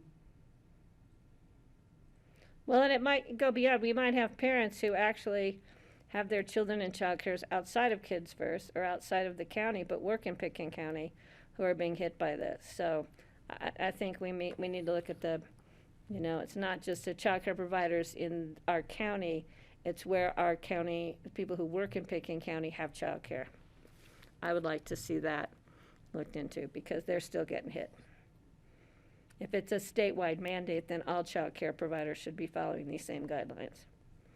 Keyword is should be following these guidelines. Okay. So Kelly, if you have some really great brainstorming ideas, I think John's asking you to feed them to him. Yeah, I'll certainly work with staff to come up with recommendations. And Okay. I can't tell Patty if Greg's hand up is new. Yeah. or- Okay, It thanks. is. Sorry. I was No, with focused on that. John's cat. I was just gonna, yeah, I love it. I think he just wants to give him a kiss, John. Go ahead and do it. I was just wondering if the child care providers themselves play a role in this, just to vet, you know, in order to have a double check on who's applying and who's getting funding. It goes through the school rules. I assume the schools are going to be part of this, or the child care providers would be playing a role in at least an awareness of the disbursement of funding.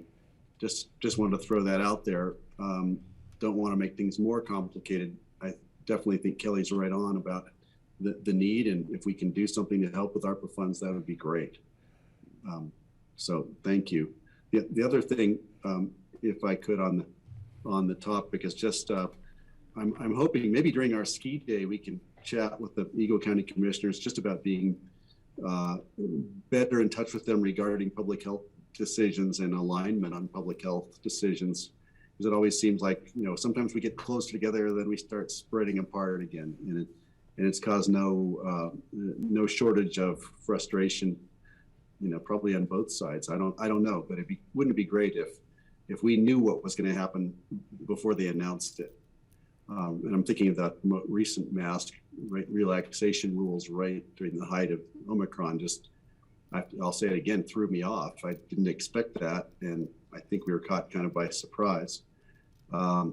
So maybe we can coordinate our public health directors or our decision makers on those topics somehow. And I'm sure it's already being done, but I didn't hear about it. So thank you, and Kelly, I appreciate it, and we're going to keep going on this, and it'll be a topic with Board of Health. Okay, next Board of Health meeting is when, Greg? I don't know. It's right now it's only scheduled for March. We are going to every other month. That'll help. But we have the caveat that we can call a special meeting if necessary.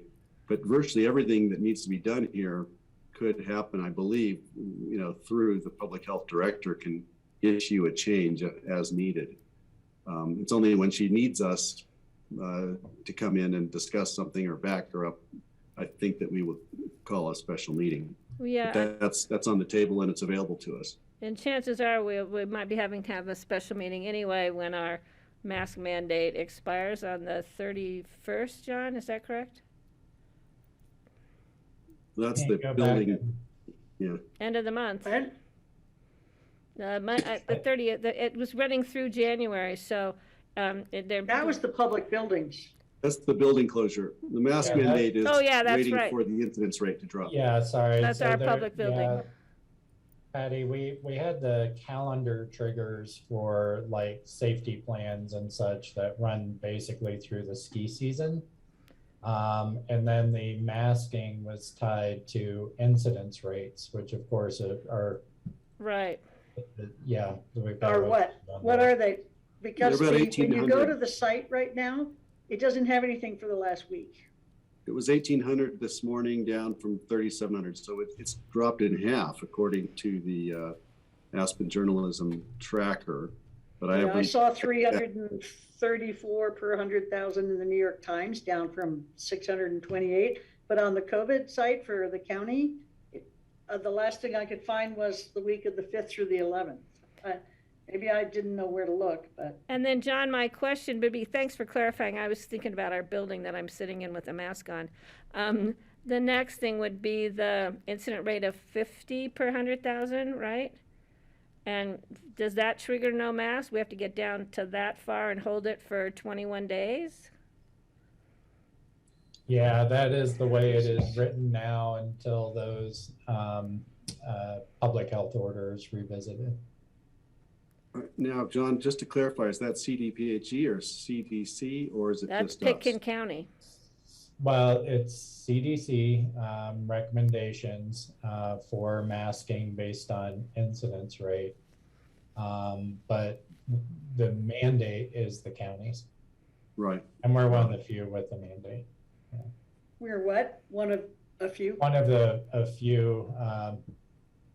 I actually don't know exactly who is left because things have been changing so fast. At one point there was 4, then it went to 7 or 8 of us, and I think it's been rolling back. I think Summit still has theirs, Boulder, San Miguel, and Pitkin. And we're the only one where ice hockey players have to wear their masks. In the world. entire state. In the world. Not sure about that, Patty. But That's anyway, what I that is heard from a topic of discussion. constituent in the world. Certainly in Colorado. That's a topic of discussion that Krista Giesel, our vice chair, and I have brought forth, and we'll be getting back to you. Great, on that. thanks, Greg. Are we still in open discussion? Yeah, sorry I missed your hand, but If we're shifting from that, just briefly, I just wanted to point out that CC4CA has some interesting seminars and things that people might be interested in for CC4CA members. The first one coming up is on the 19th, and it's about Plastic Pollution Reduction Act of 2021. And our own Liz Chapman from Aspen is going to be presenting on that. And then the next one is the Annual Resilience Summit by the Colorado Resiliency Office, a seminar at 1 p.m. on January 20th. And then the final one that I'm signed myself up for is the Insider's Guide to the Legislature for CC4CA members, which would include any of us. And that's January 24th from 9 to 10 a.m. It seems like the time didn't change. No, it's always been that. January 24th, 9 to 10. Just wanted to alert you, if you're interested, I can send you the link. Greg, would you you send haven't me seen the I might want to do the legislative one on the 24th. Yeah, I'll just send the email out. Great. Or I'll share it with Charlotte if anybody can see Great. it. Thank you. That's it for me. Thanks. And then I had Steve and then Francie. So just one last comment about the virus. There are lots of letters of the Greek alphabet left to use. And I think there are lots of variants that we have not seen yet. I think we will probably have another resurgence of some other variant at some point. So just be keeping that in the back of our minds on the pandemic. Yesterday, I attended the CMC event on Martin Luther King Day, and it was fascinating. The guest speaker was Ernest House Jr. He is from the Mountain Ute tribe in Towaoc, Colorado, which I found out one of the things he taught us was the Mountain Ute were the Weminuche band. There were 7 bands of Utes, and Mountain Ute is only the Weminuche band. The 4 northern Ute bands were all escorted out of Colorado, breaking the treaty that had given them land from about the Crystal River west all the way to the Utah border. And they reside in Utah now, but CMC gives free tuition to all members of the Northern Ute tribe of Utes. And another interesting thing I found out was there are 42 different tribal groups who claimed parts of Colorado as their ancestral lands. And I had no idea. I mean, a lot of them were different Pueblo tribes, but there were 42 of them, and all of them get in-state tuition, no matter where the students live. They can live in New Mexico or somewhere else, but they get in-state Colorado tuition.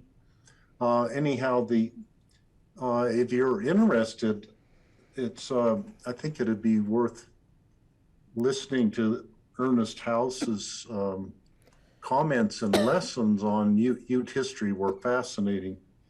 And you can go to Colorado MTN, Mountain Abbreviated, .edu, and then the link to the Zoom call is very prominent right on the very first page. It was interesting talking about the whole lands issue, that the land was taken away from them. Some people are advocating that land be given back to them in lots of cases. So this is something that we could run up against at some point in Pitkin County. And then on kind of a personal note, my dad worked with the Ute Mountain Utes to get them water from the Dolores River project, which they had been just cut out of the Animas La Plata project, and they were very short of water. They used to truck water from McElmo Canyon to Towaoc just so they would have domestic water. But they have a good, reliable water supply now. And my dad was one of the ones who helped them to get that. And Ernest House's father, Ernest House Sr., was the tribal chairman during part of that time my dad was working down there. So I'm certain that my dad worked with his dad on this, getting water for them down in southwestern Colorado. So to me, it had kind of had a personal connection too. But anyhow, I would recommend listening to at least Ernest. There were different people talk, but if you could, get on to Ernest's lesson on Ute history, was fascinating. Great. That's all. Thanks. I love how you can pronounce all those Native American terms too. Francie and then Greg, I think you still had your hands down. Okay, Francie. Thanks, Steve. I hate to be a pest, John, but what is the answer to where we find out what the COVID stats are? Because it's definitely not on the website right now correctly. They will be getting updated, Francie. They usually get updated on Mondays. They'll get updated this week. So we are not. Because when people ask me about what's going on, I feel sort of stupid when I say, I don't know. I mean, all I know is what's on the front page of the New York Times, but I can't, So that would be great if it got updated. Thank you. I didn't hear your answer before, so I appreciate that. Thank you. And that's a difficult one because those numbers change rapidly, so it's hard for staff. And I don't know where the New York Times gets all their information, but, yeah, it is a tough one for staff to keep up, but it's also an important one so we can communicate and our community knows what's going on and where we stand.